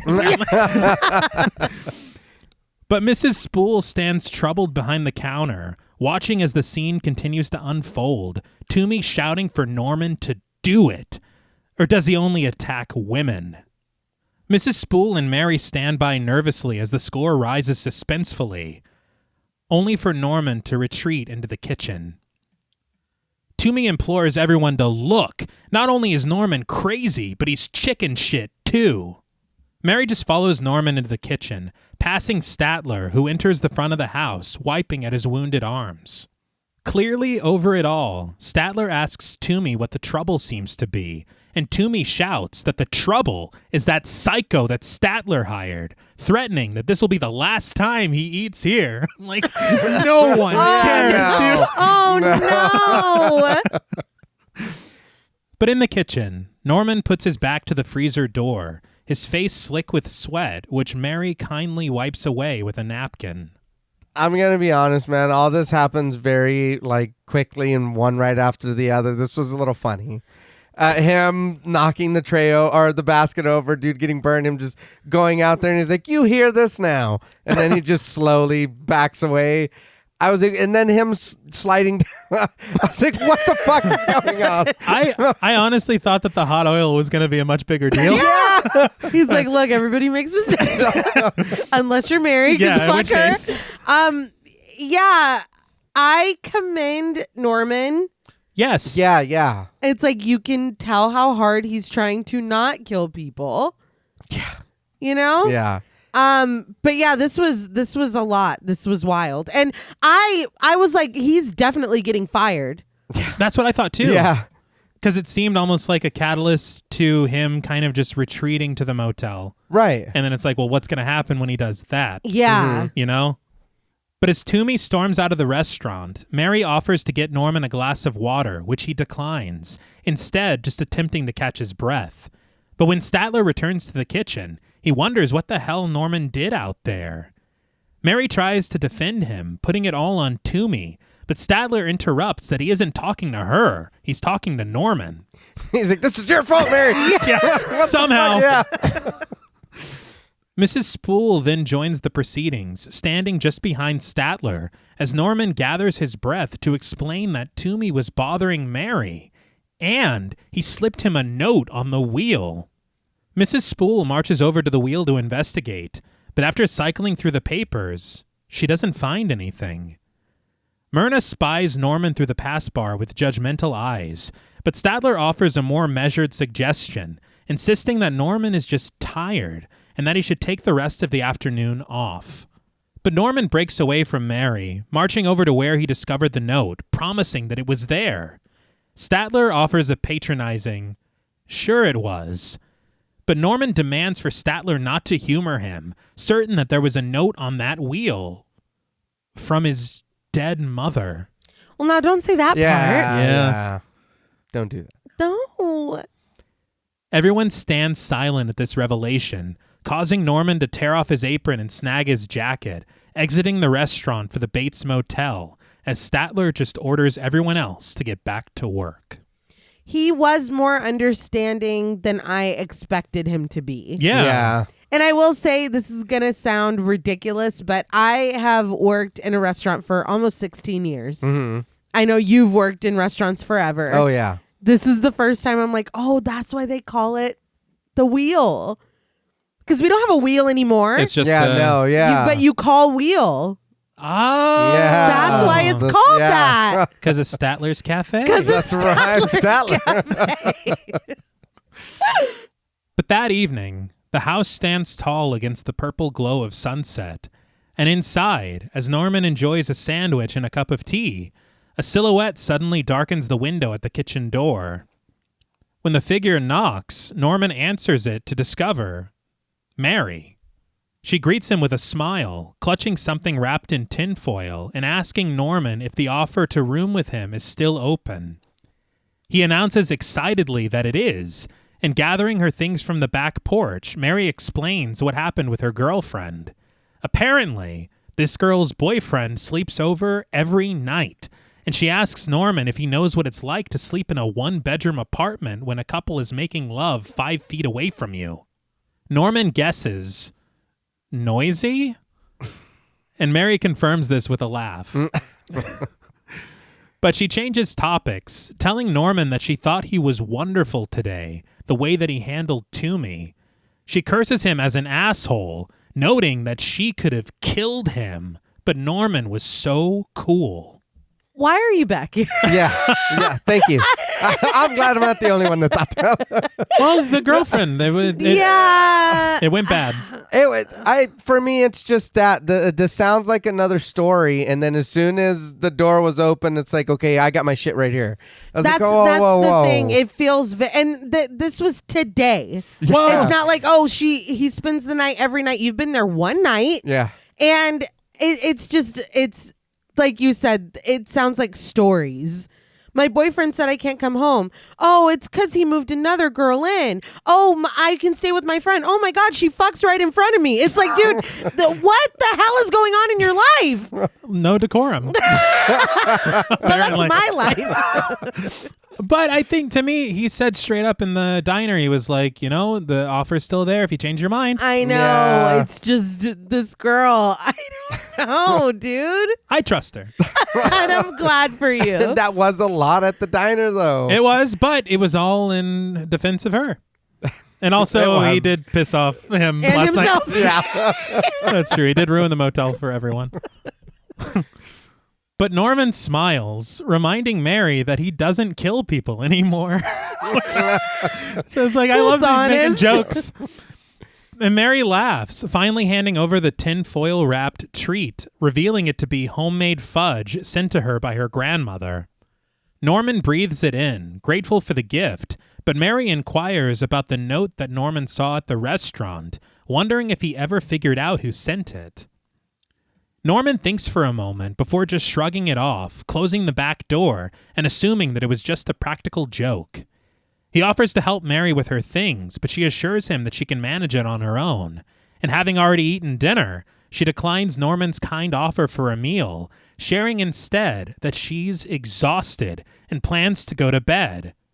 Right after, she takes a shower. We actually don't have showers in this house. That fudge, though, that was a fucking brick. Yeah. Yeah. So she can stay. Let's calm down, everybody here. But Norman's mouth falls open at the mere mention of the shower, but he leaves Mary to it, listening to her footsteps travel up the staircase and into her room upstairs.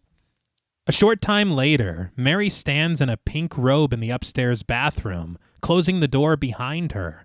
While in the kitchen, Norman tends to the dishes. The score grows ominous when the faucet in the kitchen sink suddenly loses water pressure, and Norman takes notice of it.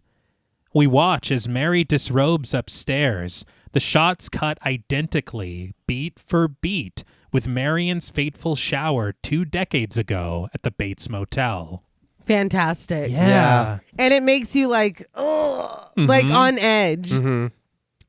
She steps into the tub, drawing the curtain close and standing beneath the steady stream of warm water, cleaning herself with a bar of soap.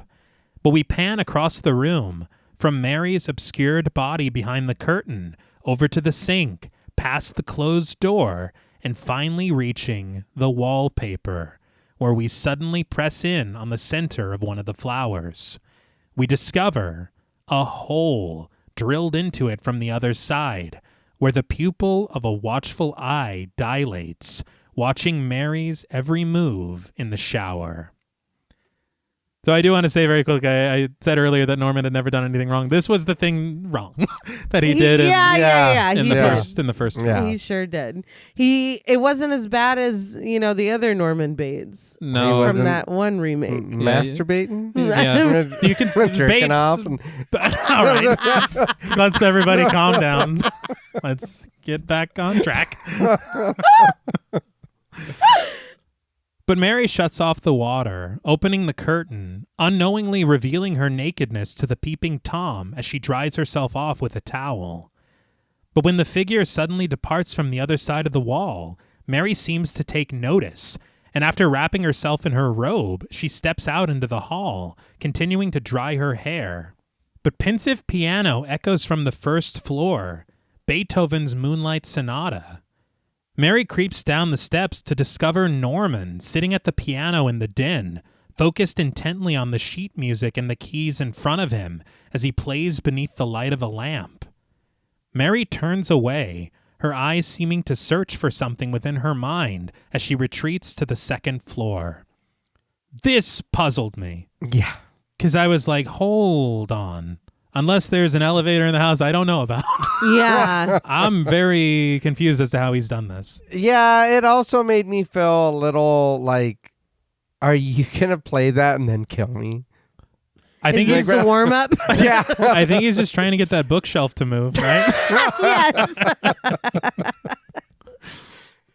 But we cut to some time later. Norman admittedly looking quite mad as he gives his reflection a long inspection in a mirror. But his whatever he's doing is interrupted when the blaring of a horn of a car blasts from the parking lot of the motel. Toomey's shouts cut through the peaceful evening. Hey, wake up! You nut guys there? No, I don't know. Yeah. What? What that's about. But Norman peers down the path through the drapes where he finds Toomey reaching for rocks and hurling them up at the house, seeming to notice Norman in the window as he screams, "Hey, psycho!" He alerts Norman to the fact that he's moving out. Hurling more rocks, he guffaws a laugh as he stumbles into the manager's office, switching the lights on. But the phone in the den suddenly rings, Norman crossing to the other side of the room to answer it. The strings sing an ominous song as Norman speaks into the receiver. What? Who is this? My mother is dead. Calm returning to his voice, he states that if this is Mr. Toomey, then Toomey is indeed sicker than he ever was. He ate with that one. Yeah. He hangs up the phone, returning to the window to survey the motel down below, cursing Toomey as a bastard. But we glide down the steps of the property into the window of the motel office, where Toomey packs his bags, just as he was ordered to. He smokes sweatily in the parlor, shoving fistfuls of belongings into a suitcase, which rests beneath hanging pictures of naked women. But suddenly, Synth plods eerily as a figure marches beneath the awning of the motel, the blade of a knife shimmering in the moonlight as the figure enters the office. Toomey turns his head at their arrival, the camera panning to find a dark pair of shoes beneath the swaying hem of a patterned dress. His eyes widen as the knife is raised, brought down in a slash across his face, splitting him open as he screams, the blade brought down once more, silencing the sleazeball forever. God damn. He deserved that. He did. I was really hoping it wasn't Norman. Yeah. Because I can't have this. Yeah, well, I'm glad it's him. Yes. Yeah. Yeah, my first thought was that it looks like Mother is back. Right. But I saw in that documentary they had said that they wanted Toomey to be so unlikable that the prospect of Norman doing this, it's like, okay. That's fine. We kind of get it, you know? I did want to talk about the cinematography for a moment. Okay. Because I really loved the way that this murder scene was shot. Mm-hmm. And it reminded me so much of Halloween. It should not surprise you that this film was also shot by Dean Cundey. I saw his name in the credits and it was like... Okay. And it's so interesting because you do see moments like this where it is really bridging this gap between 1960 and 1983 so well. Because this is a very violent death, but even the slash across the face almost reminds you of Arbogast. Right.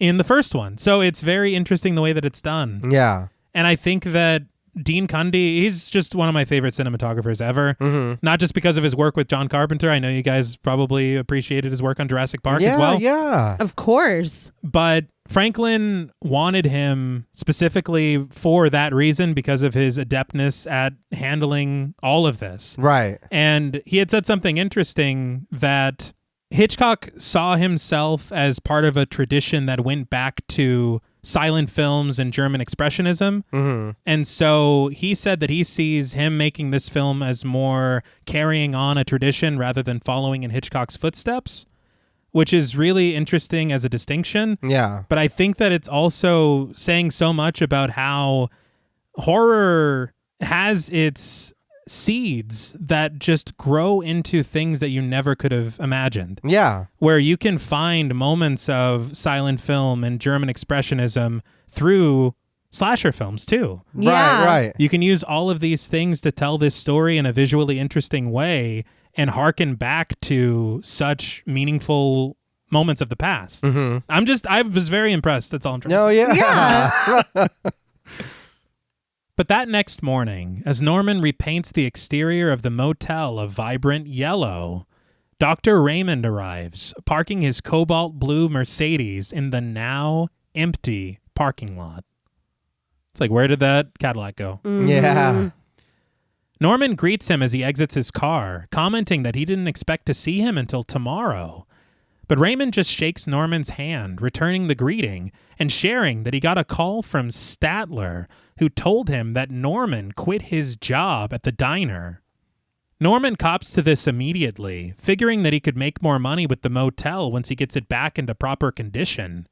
Raymond spies the crude opening soon sign plastered on the door to the manager's office, asking Norman what Toomey thinks about all of this. But Norman reveals that he fired Toomey, explaining that he was turning this place into what he thinks they call an adult motel. Not an adult motel. Raymond chuckles in understanding, acknowledging that there have been an awful lot of changes in the week since Norman has been back, and he asks if there have been any more notes or phone calls, Norman assuring him that there haven't been. And this I appreciated because he did exactly as told. Yeah. He called Dr. Raymond, told him about everything, and got guidance about it. Yeah. He's doing his best. Yeah. But Raymond is suddenly distracted when he thinks he sees something in the attic window of the house. A woman. Norman supposes that it must be Mary, explaining that she works with him at the diner and has been staying here recently. Raymond is surprised to hear this, but before he can make any assumptions, Norman assures him that it isn't anything like that They're just friends.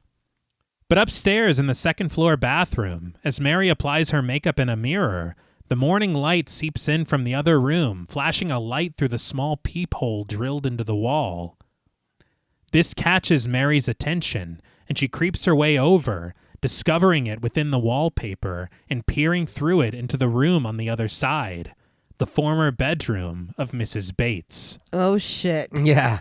Mary exits the house, and when she steps out onto the porch, seemingly shaken, she manages to maintain her cool when Norman calls out to her with a devilish grin. And this, to me, again, when we see her discover this, we're like, okay, well, now I'm afraid for her again. Yeah. And now Norman's smile is terrifying. Yeah. You know? But when Mary joins them, Norman compliments her before introducing her to Dr. Raymond, explaining that he was his psychiatrist in the institution. Mary shakes his hand, and Raymond gives her a peculiar look, muttering a greeting before Mary asks, "What do you think?" Raymond retorts, "About what?" And Mary elaborates what Norman is doing here, wondering if he's shared his plans for the renovations. Raymond responds somewhat coldly. Some of them.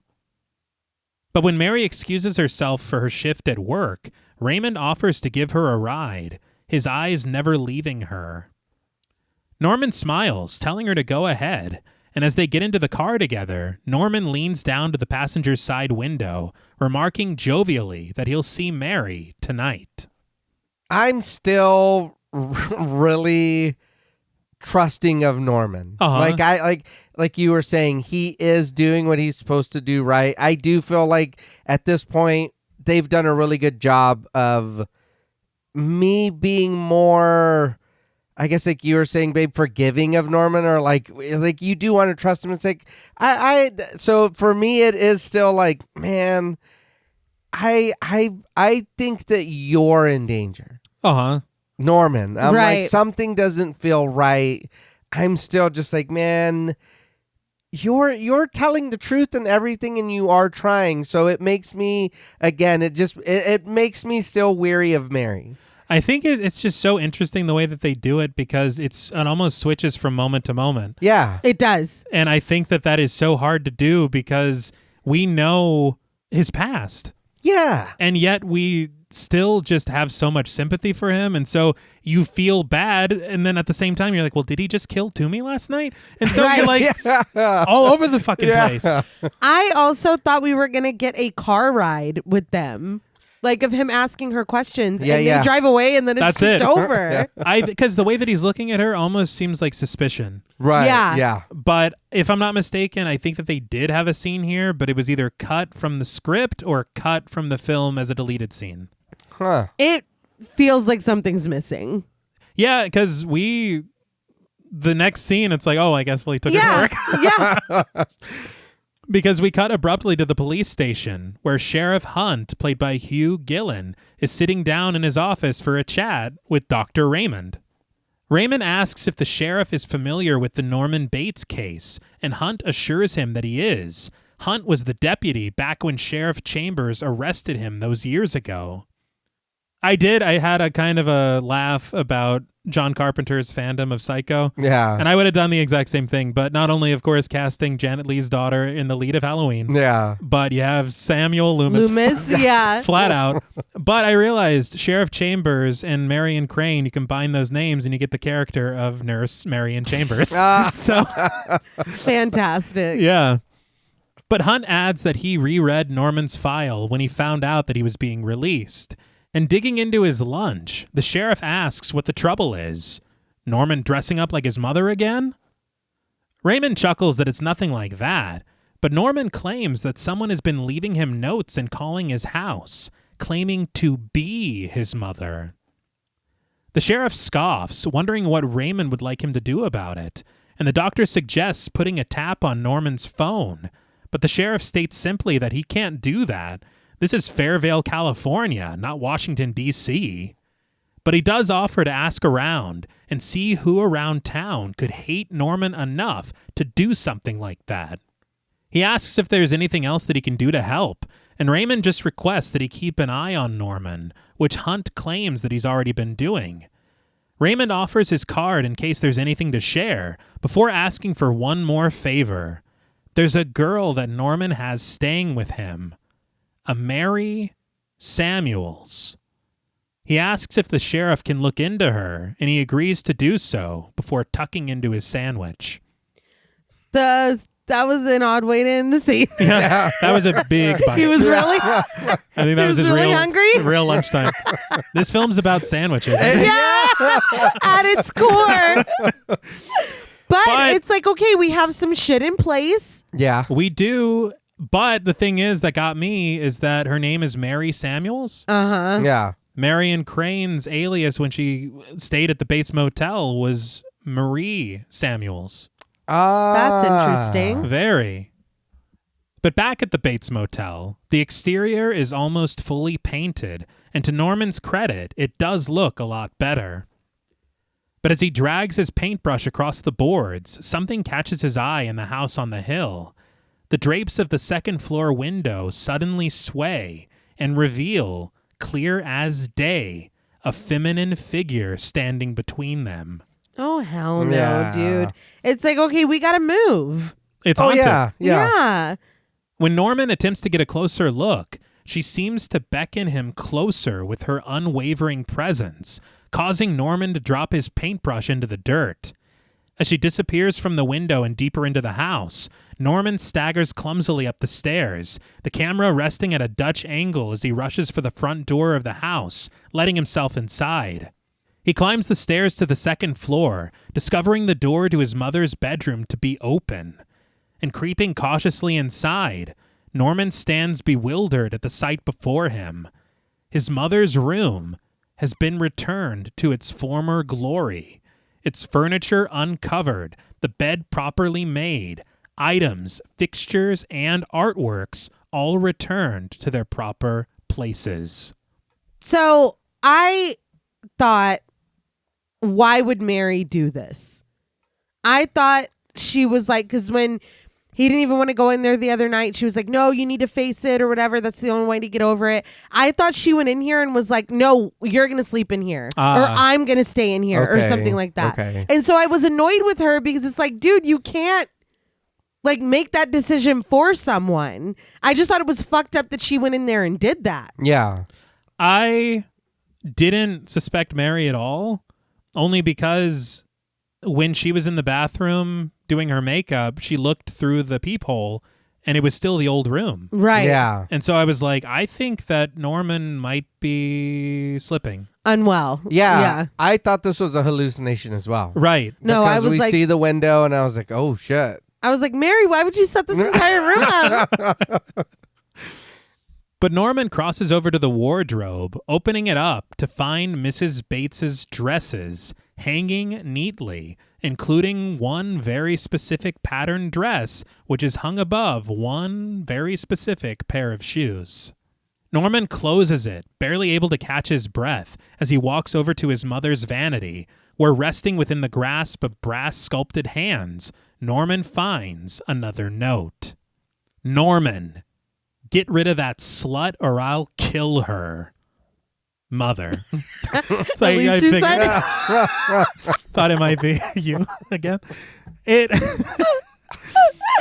So the note is when I'm like, okay, maybe Mary didn't do this. Yeah. Norman can't believe what he's reading, grimacing at the word slut. But when he is disturbed by the sound of movement nearby, he races into the hall, the camera hovering above him. He rushes for the attic, climbing the steps to the third floor and finding the room cluttered with old garments and taxidermy birds. But as he glances around in search of the figure he saw in the window, the attic door suddenly slams shut behind him. When he's unable to open it, he races for the window on the opposite side of the room, realizing with great dismay that he's trapped. But the camera glides downward, from the shingles down to the back porch, where we discover Josh and Kim, two teenagers played by Tim Meyer and Jill Carroll, breaking into the cellar through a window near the ground. Kim asks if he's sure that it's safe, and Josh assures her that it always has been. It's like, how many girls you bringing down here, man? That. No shit. But I was thinking of what Toomey said about how he caught people in the basement. Yeah. So I'm like, what has this property become? Yeah. Like, this is terrible. It's a cesspool. Yeah, well, we see what he had the motel turn into. That's true. exactly.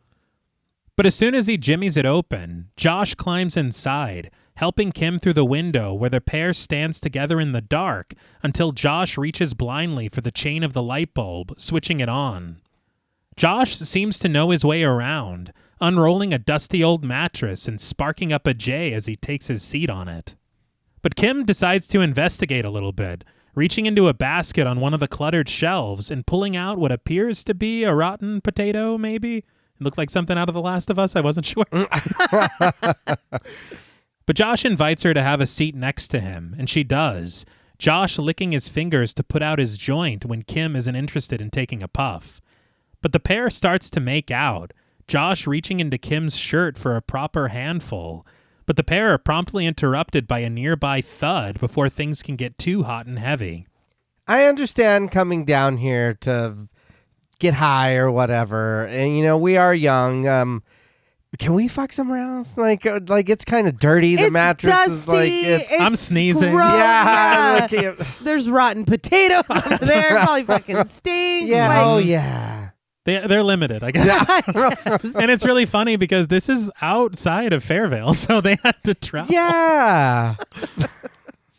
But to the noise, Kim whispers, "What was that?" Oh shit!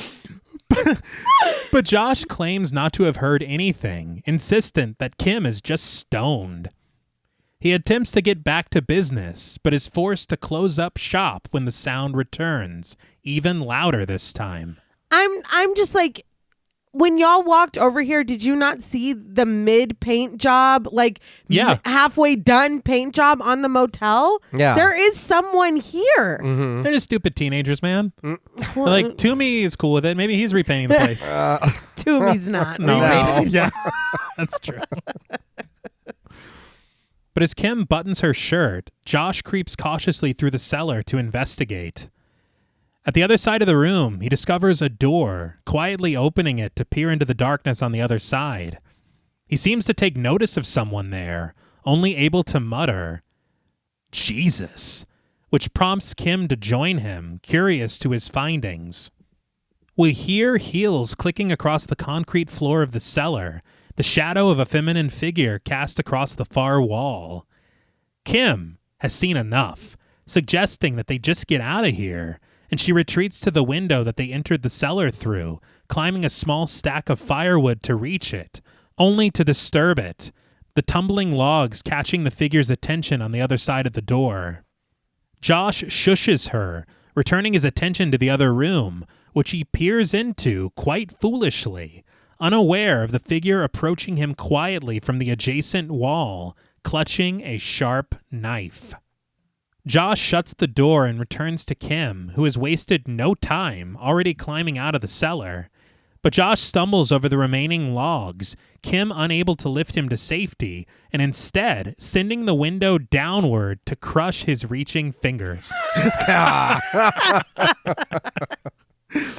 The figure enters the room, swooping swiftly upon Josh, who clatters to the floor, sending various jars from the shelves crashing down with him. Lying in the mess he's made, Josh can only watch as the blade is brought down into him again and again, the sunlight glinting off of it as Kim watches in horror before running away as fast as she can.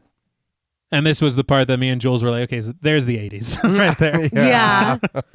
I was like, with a witness? Yeah. Like, what the hell is going on? So this is I'm like starting to wonder because right now I'm like, well, I think that it is Norman who might be doing this. Right. But I was like, okay, so maybe him being locked in the attic is like a representation of someone else taking over. Right. You know what I mean? Yeah. And so I'm still well within the rules of this franchise in a way. Yeah. But I'm like, maybe they're just presenting it a different way. Okay.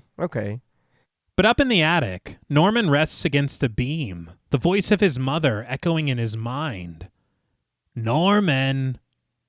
Norman! Until it suddenly shifts into Mary, who calls out to him as she climbs the stairs to the attic. I loved that. Yeah. Mm-hmm. Norman races for the locked door, returning Mary's calls, only to twist the doorknob and open it without any issue. That's where I was like, fuck! Yeah. Damn it, Norman! Yeah. Mary meets him there in the doorway, wondering what he's doing up here, and a confused Norman is certain that he was locked in. But Mary deems this to be impossible, as there's no key in the door. Norman supposes someone must have unlocked it while he was asleep, and when Mary asks who could have done this, Norman answers, "Whoever's pretending to be my mother." He storms past her down the steps and into the second-floor hallway, sharing that he saw whoever it was standing in the window earlier. He implores Mary to check his mother's bedroom, insisting that it was all fixed up and all of her stuff is inside with another note, too. He races for the back steps to see if they went down that way, but after inspecting the room, Mary tells Norman that there's no note in there. He returns with the quickness, certain as to what he saw earlier, but when he steps into his mother's bedroom, he discovers the space has been returned to its covered and dilapidated state, just as it was the first time Mary saw it a few nights ago. Oh, Norman. Yeah. A breathless Norman promises that it wasn't like this before, and when he opens the armoire to show her his mother's dresses, he finds it to be empty. He puts his back to it, attempting to make sense of what's happening, but before he can, a loud knock at the door downstairs interrupts them, and Mary directs Norman to answer it. He's led out of the room and down the staircase, his mind still racing. When they reach the bottom of the steps, Mary stops Norman before he answers the door, instructing him, "Whatever you do, don't tell them about the bedroom." Norman understands. I was like, what? Yeah. It's too, like, what does that mean? Why? Why do I have to not say that? It seemed protective, but why? why? Yeah. Yeah. I mean, but then again, he has shown that he is very protective of her as well. Yeah. So I was like, maybe this is just the best damn friendship in town. All right. I don't know. Because it seems like, again, I like their dynamic together, and so I'm forgiving that. I'm like, she's just taking care of him. Right, right. But Norman opens the door, finding Sheriff Hunt there with Deputy Poole, played by Chris Hendry. He invites them inside, introducing them to Mary, but Hunt seems to already know who she is. As Poole closes the door behind them, Norman asks what he can do for them, inquiring if there's been any sort of problem. And Hunt reveals that there has been a problem. The old sort of problem. He says there's a girl sitting down in this squad car below, too scared to set foot in this house. She claims that she saw her boyfriend murdered in the fruit cellar today by a large woman dressed in black. Hunt understands that that's exactly how Norman's mother used to look. Isn't it, Norman? Norman stammers, wondering what the kids were doing in his cellar anyway. Hey! Not good. I fucking busted. It's like, well, why were they breaking it? That's crazy. That's a good question, but let's not. Yeah. It is a good question, but we're just ignoring the fact that he's insinuating you dressed up as Yeah. your mother. No, yeah. To and kill murdered someone. Hunt assumes that they were just doing what kids do, smoking dope and messing around, but he wonders if Norman knows anything else about it. Norman states uncertainly that he doesn't, and when Hunt requests taking a look downstairs, Norman nervously allows it. The four of them enter the cellar together, and upon Poole's observation that it looks clean to him, Hunt concurs, a bit suspiciously, wondering if Norman has been straightening up down here. Norman promises that he hasn't, and that this is the first time he's been in this room since he's come home. But Hunt wonders who cleaned up down here then. And this is when Mary chimes in, taking credit for having done so several days ago. Poole then calls out to Norman, and he exits into the other room as Mary remarks, I just hate a dirty house, don't you? According to my notes, this is the point where I'm like, okay, Mary's killing people. Yes. Yeah.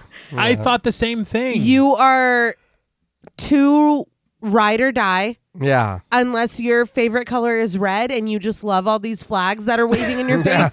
There's no this makes no sense unless you're protecting him to protect yourself. Yeah. Because this is your excuse now. Oh, yeah. Yes. Yeah. And she had all the reason in the world to murder Toomey, and she even said, I could have killed him. Yeah, she did. She's So I'm like, no, really? Yeah, I really could have killed him. Excuse me, Norman. But upon his discovery that the cellar door is missing its lock, Poole suggests for Norman to rectify that before someone robs him blind, Norman seeming to heed his warning. But back in the fruit cellar, Hunt spills all of the beans, explaining why Norman doesn't come down here anymore. He used to keep his mother's corpse down here. He stole it from the grave. He says that Norman talked to himself in her voice and answered in his own. He asks what Mary thinks about that, and Mary mutters that it's horrible to the sheriff's agreement. I'm like, are you allowed to be telling her all Yeah. Well, but I mean, it's all a matter of public record at this point, right? Okay, no, that's fair. Yeah, He was yeah. convicted. It was, I guess so. But it is odd because I don't know why. Well, maybe it's his way of trying to look out for her. Yeah. Yeah, I kind of took it too as I was like, are you fishing for something? Yeah. I saw it as like, I know you didn't clean up down here. Yeah. So Yeah. I'm telling you what the deal is. Are you sure you cleaned up down here? Like that's because it's like, dude, you didn't fucking, you didn't do this. No. But he does ask her again, are you positive that you cleaned up down here? Mary answers with stone certainty, which seems good enough for the sheriff, who gathers his deputy and heads upstairs. But before they leave, the sheriff asks Norman and Mary if they're sure that neither of them heard anything at all in the house between 4 and 5.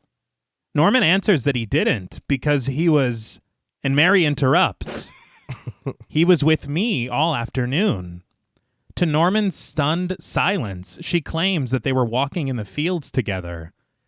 The sheriff then bids them goodbye, departing with his deputy, and Mary watches them through the window as they go. So we were saying earlier about it, obviously something seems off and kind of strange. This was, for me, the exact point that I was like, okay, so either somehow, I don't know how, but Norman is killing people again. Yeah. Or Mary is absolutely killing and going to use Norman as a scapegoat later. Right. Yeah. Something's not right. Yeah. Yeah. And he's going to crash out, dude. Like he was, his face was Yeah. like, no, he's with me. I was? He's like, was I with you? And the sheriff somehow doesn't see No. any of that. All alone in the house again, Norman demands to know why Mary just lied to the sheriff. Mary insists that she had to do something. He was going to arrest Norman. Norman sighs deeply, collapsing into a seat near the door as Mary rushes to his side to check on him. As he raises his head, he solemnly declares that it's happening again. But at the police station, Lila meets the returning sheriff and deputy, rising from her seat in the lobby to introduce herself as Lila Loomis, only she used to be Lila Crane. This introduction, I was like, oh, so she married Sam, Yeah. her sister's fiance. Yeah. Okay. Yeah. That was a choice. The sheriff smiles, calling it quite a coincidence and sharing that he was just thinking about her and Sam, asking how he is. Lila answers that Sam is dead, prompting swift condolences from Sheriff Hunt. I did learn, and this was really surprising to me, there were plans to have Sam Loomis in this film again, not Halloween Sam Loomis, Yeah. Unfortunately. but John Gavin, the actor who played him. Okay. But John Gavin had retired from acting in 1981 to begin his role as the U.S. ambassador to Mexico. Oh, shit. What? Yeah. Okay. So he was unavailable. I mean, yeah, I guess, no. I guess it's I an important understand, job. yeah. But snagging a clipboard, Hunt tries to make small talk, wondering what brings Lila back to Fairvale after all these years.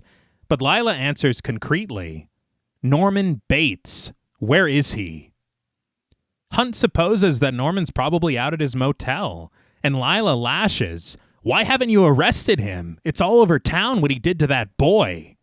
But Hunt explains that he can't arrest anyone without proof, especially someone who has an alibi. He elaborates that there's a girl staying with Norman, and she vouched that he was with her at the time that the murder took place. If there was a murder. I was like, what? Yeah. He's like, the whole thing seems weird to me now.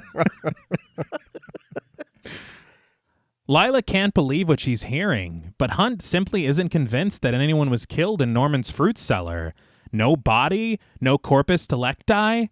He suggests that they just wait and see if the boy comes home tonight.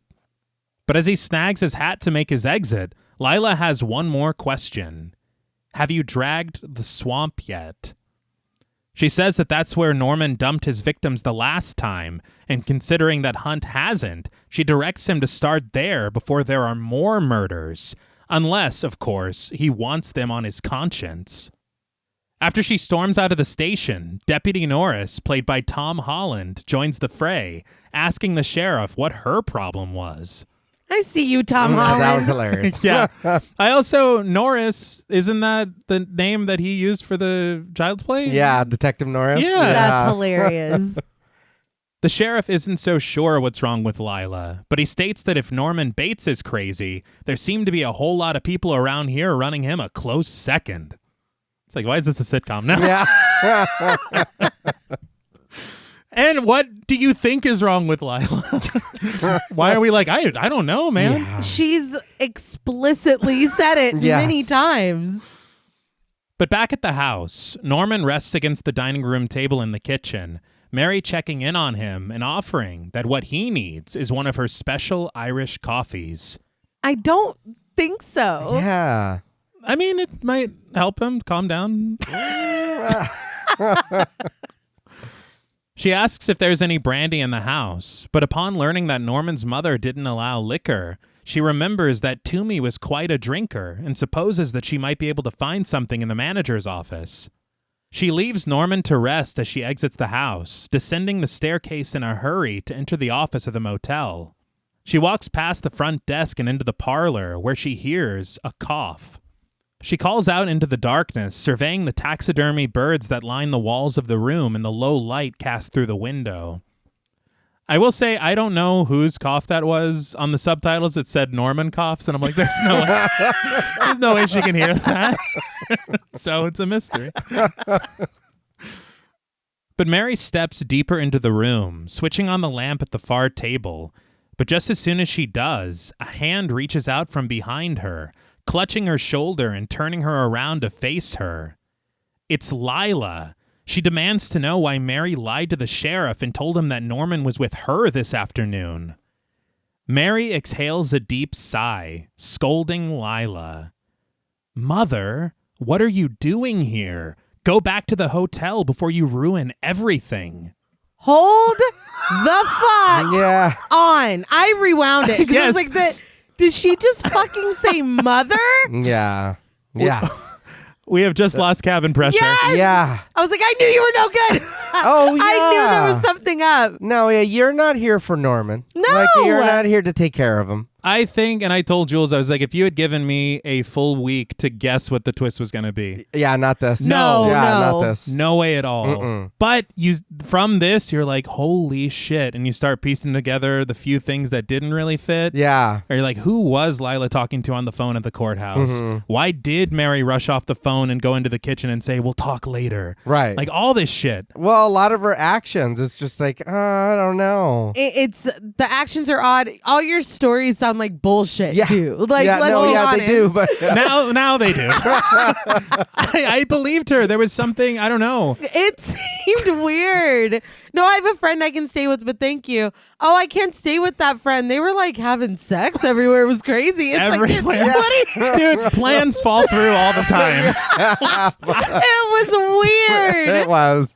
But this to me, I was like, because you think of Psycho and the twist that the original film had. Right. And you're like, how the hell are they going to, try to compete with that in any way? Right. But this, to me, I'm like, I think that this actually surprised me a million times more. Oh, yeah. There is no way. My head exploded. Yeah, I would have never. Not at all. But Lila persists, interrogating her daughter as to why she gave Norman an alibi for the murder. Mary is insistent that she didn't give him an alibi, and when her mother seizes her forcefully by the shoulders, Mary pulls herself away. Lila calms down a bit, taking a seat across the room from Mary and asking her daughter again why she did it. Mary explains that Norman couldn't have murdered that boy. As she closes the drapes in the parlor, Lila lights up a cigarette, and she elaborates that Norman saw her in the window just like they planned, then went into his mother's room and saw everything there. But when he went looking for her, Mary locked the attic door behind him. She says that he was trapped there for hours while she took everything down the back stairs, so he couldn't possibly have done it. Lila doesn't understand. What difference does it make? They want him recommitted, and this could have done it. But Mary counters that Norman is innocent, but Lila balks at the word. Innocent? He killed your aunt, didn't he? Not to mention the 6 other people. Mary just rolls her eyes, kneeling down to search the cabinet for the bottle of brandy, reminding Lila that that was 22 years ago. But Lila is certain that people don't change, and that Norman must have gotten out somehow. But Mary, finding the bottle she was looking for, turns to face her mother, confessing that she thinks she was wrong. She doesn't think that Norman drilled that hole in the bathroom wall. Lila calls bullshit, but Mary implores her mother to listen. She thinks that there's someone else in the house. Lila pleads with her daughter not to be stupid, sure that it's Norman Bates just up to his old tricks again. But Mary doesn't think so. She tells her mother that Norman isn't like that anymore, and maybe if Lila got to know him now. She says that Norman is just trying very hard to do what's right to keep his sanity, and she doesn't think that it's fair for them to be doing what they're doing to him. Sheer shock rests on Lila's face as she intones, "You're as crazy as he is." But with that, Mary excuses herself, explaining that Norman needs her. But before she can make her exit, Lila grabs her by the arm, repeating her daughter's words in disbelief. "Norman needs you? A psychopath needs you?" That is wild to say when this is the plan that y'all had going into this. And It's been a week. And then to be like, mother, he really needs me right now. I got to go make him a drink. Like, that's a lot to process. It is, but she's been with him. Yeah. Right. She has seen that. And I think that speaks more of her being like, look, Mom, I know we were going to fuck this dude over. Yeah. But like sitting with him, I think he's rehabilitated. Like he's fine. We're hurting him. It's Yeah. really Fuck that. It's like, no, so dude. sad. Just from Lila's perspective, though, it's like, yeah, we're going to get this bitch. And then you reconvene and it's like, look, Here's the thing. I'm gonna go make Norman a drink. It's like, what? Why you needed a drink? Yeah, he does. But yeah, I think that's the thing is like when you look at it from Lila's perspective, the only time that she ever interacted with Norman Bates one-on-one, he tried to kill her in the cellar. Yeah. So she has a lot of history outside of that too. I get it. But it is, if it's your own daughter, Yeah. who, like Nay said, was on board completely. Yeah. Following your plan to a T, hiding in windows, fucking switching out bedroom sets. Yeah. And all of this, getting a job at the diner, all of that. And suddenly she's like, hey, I don't think so. Yeah. And why aren't you taking it seriously that there could be someone else in the house? She's got tunnel vision. She's got I enough, get it. I get enough it. of a vendetta to use her own daughter and to so like systematically break down this man's psyche and sanity. Yeah. Not like, oh, we'll lure him here and we'll kill him. It's like, no, we're going to make him think he's losing his fucking mind. And then we're going to frame him. Yeah. Like, that's very cold. It's crazy. Yeah, dude, it honestly is extra fucked up because they're not trying to do like a righteous murder or No. anything. No. They're like, we're going to destroy him. And her saying everybody wants him gone. No, No. they're not. And now I'm starting to wonder if she Those forged. Yeah. But Mary pulls away from her mother, suggesting that she just go back to the hotel and that they'll talk later. As she leaves the office and climbs the steps toward the house, Lila chases after her daughter, screaming from the awning, "He'll kill you, you know. He'll murder you just like he did all the others." Now, we're outside. That Yeah. Calm down. she heard Toomey screaming at Norman. Yeah. And, So it's like, dude, he's gonna hear you. Oh, yeah. and apparently we can hear Norman cough from the house. The acoustics are wild in this place. But back in the house, Norman washes his face in the bathroom sink on the second floor. But his serenity is shattered when the toilet on the other side of the room begins to gurgle. He marches over to it, lifting the lid to reveal the suspiciously pink toilet water below. As he pulls the chain to flush it, the clogged pipe begins to bubble, the water now rising a deep red as it spills out of the bowl and across the tiled floor. Norman backs away terrified as strings saw tensely in the score, blood rising from the drain of the bathtub as well. Norman cries out for Mary, who returns to him with the bottle of found brandy, asking him what happened when she discovers the mess. Mary reaches into the toilet, retrieving a blood-soaked towel and tossing it into the tub, unsure of how it could have possibly gotten in there. But Norman understands. It was after he killed that kid in the cellar. He must have used it to clean up the mess and then flushed it down the toilet.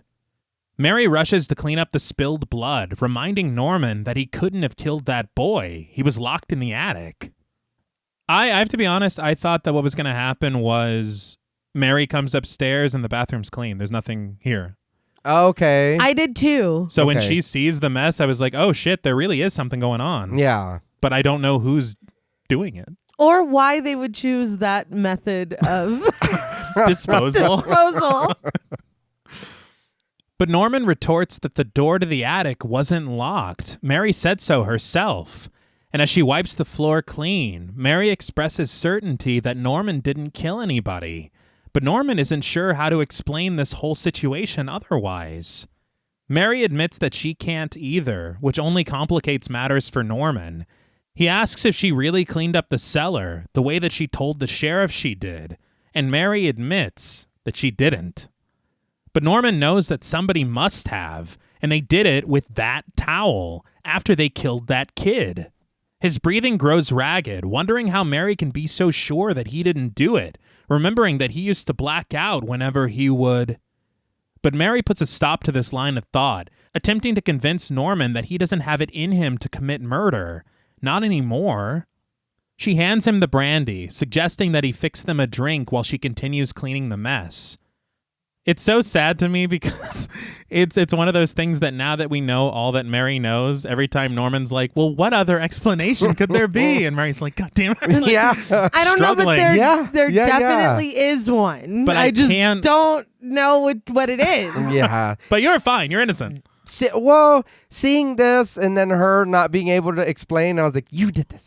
I was like, I know you fucking set this up and whatever. But him questioning I was surprised when he was like, so did you really clean that? And her being like, no, that wasn't me. I was like, oh. Yeah, and I was confused too because I thought the same thing when she came in here and it was real. Yeah. I was like, okay, so y'all set this up before and now you feel bad about it.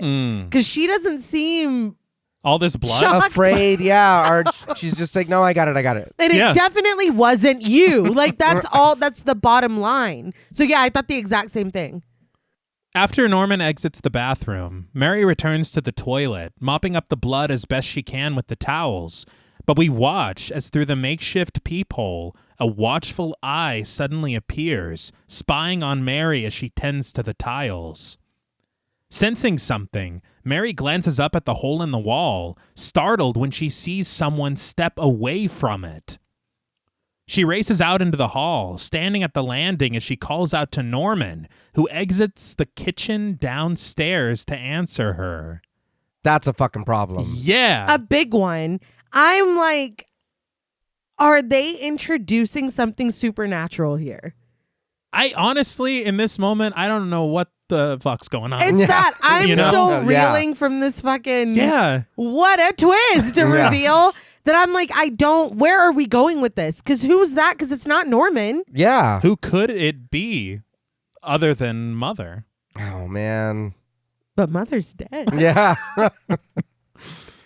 But the tea kettle whistles on the stove, and Mary directs Norman to snag it. He answers, it was very childlike. He goes, "Oh, okay." It's like, oh, it's so sad. Yeah.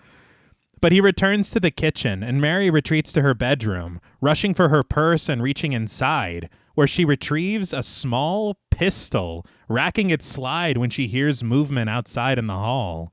Smart. I'm sorry. Yeah. You know, she keeps that thing. She does. But like, she knows that this could also be her mother. That's true. Yeah. Well, but why are you watching me?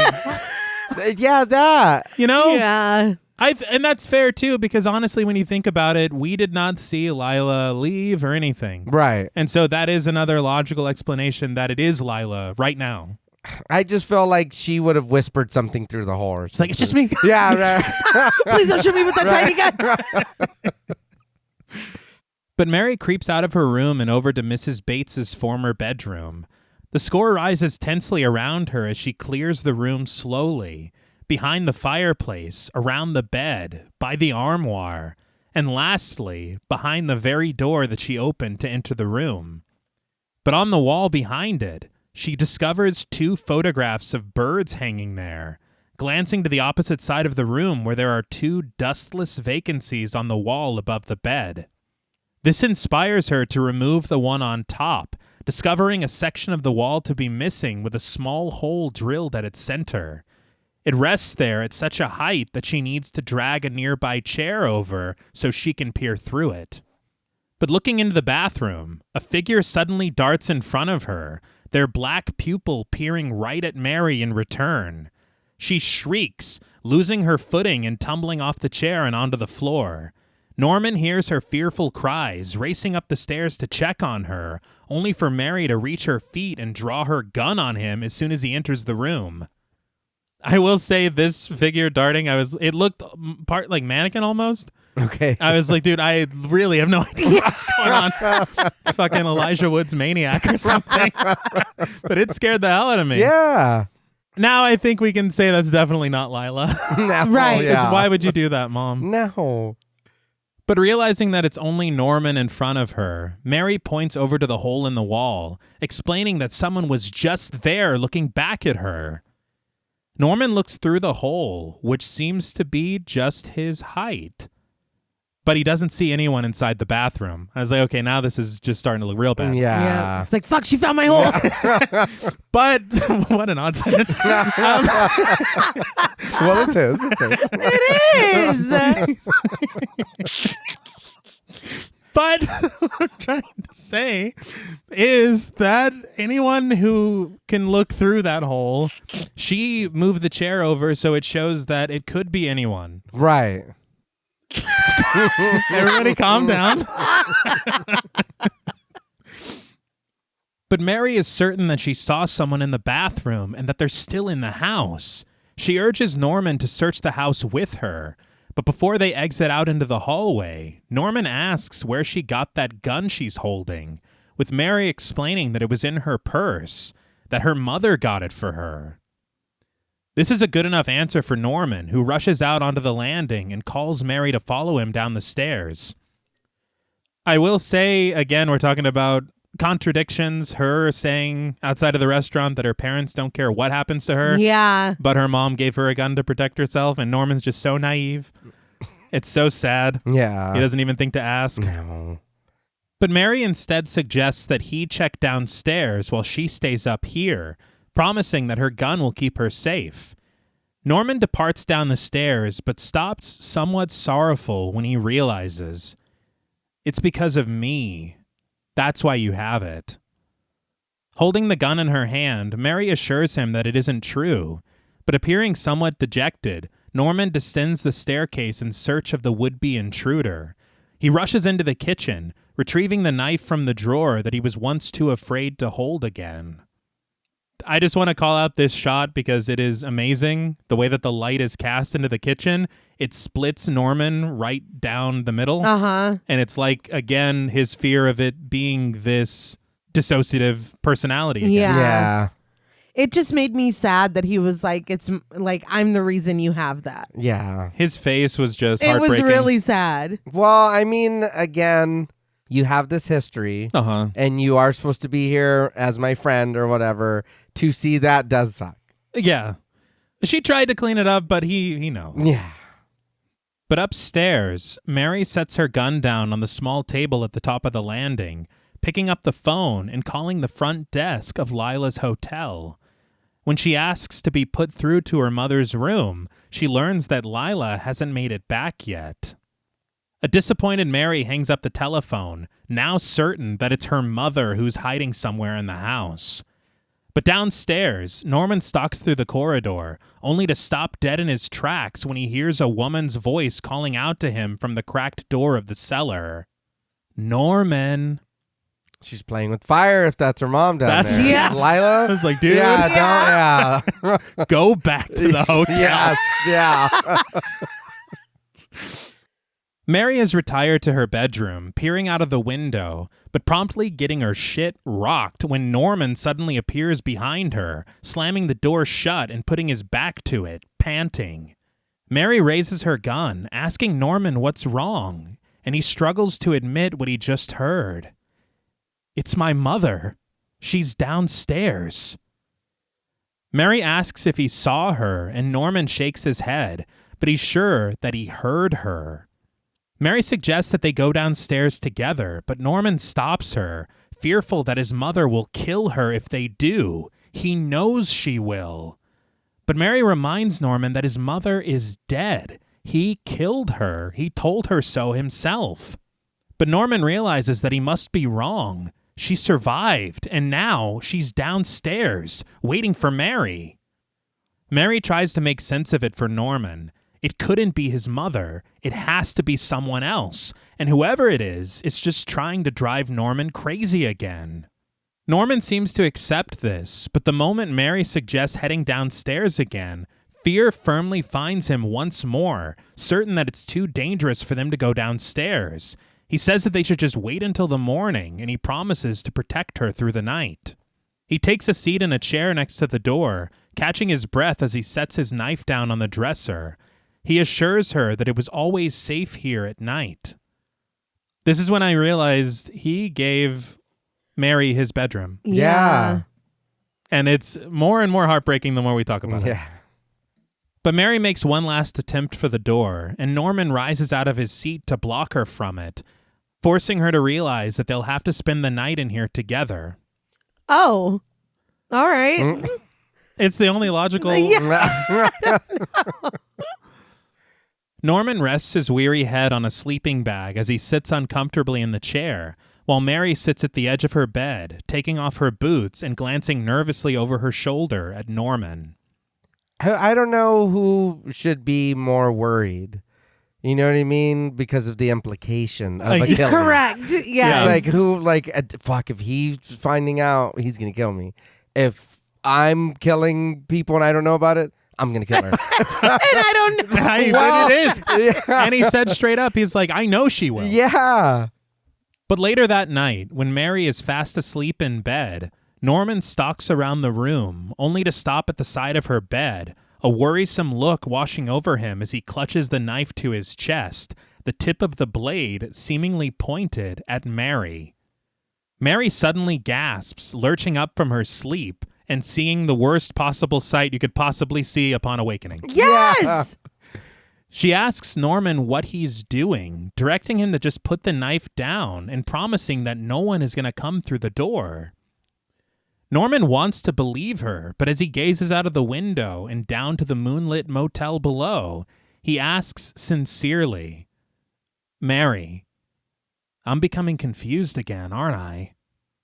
Mary answers that of course he isn't, but Norman turns sharply to face her, the knife clutched in his hand as he implores, Don't lie to me. Not you. Mary eyes the gun on her nightstand momentarily, and left with no other choices, she intones, "Yes, Norman, you're becoming confused again." These seem to be the last words that Norman wished to hear as he kneels down at the side of Mary's bed, setting the knife on the floor and clasping his hands in seeming prayer. He pleads with her, "Just don't let them take me back to the institution, all right?" Rather than respond with words, Mary reaches for Norman, cradling him to her breast. He accepts her embrace, commenting that she smells good, like the toasted cheese sandwiches that his mother used to bring him when he was in bed with a temperature. The score sings sweetly as Norman recounts that she used to do a lot of things for him before she became.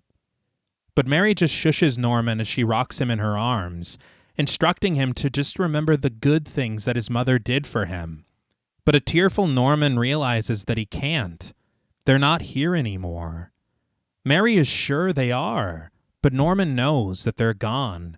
The doctors took them all away, except those sandwiches. We pull back from this scene, the spare bedroom like a dollhouse, as Mary whispers for Norman to just sleep. This broke my heart, this whole thing.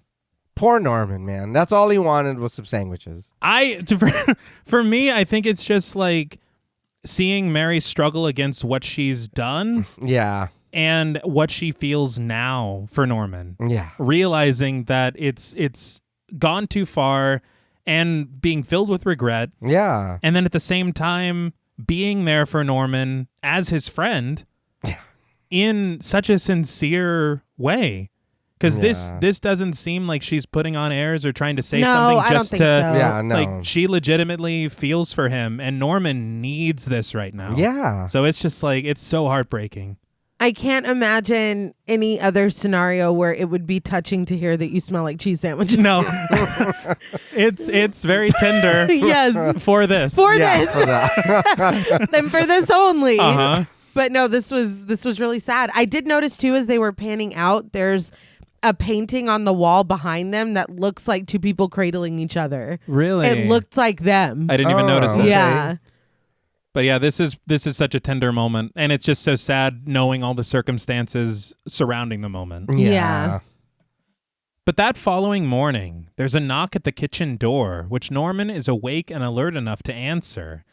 It's Dr. Raymond, who has arrived somewhat unannounced, Norman having called his office this morning and learning that he was on his way over.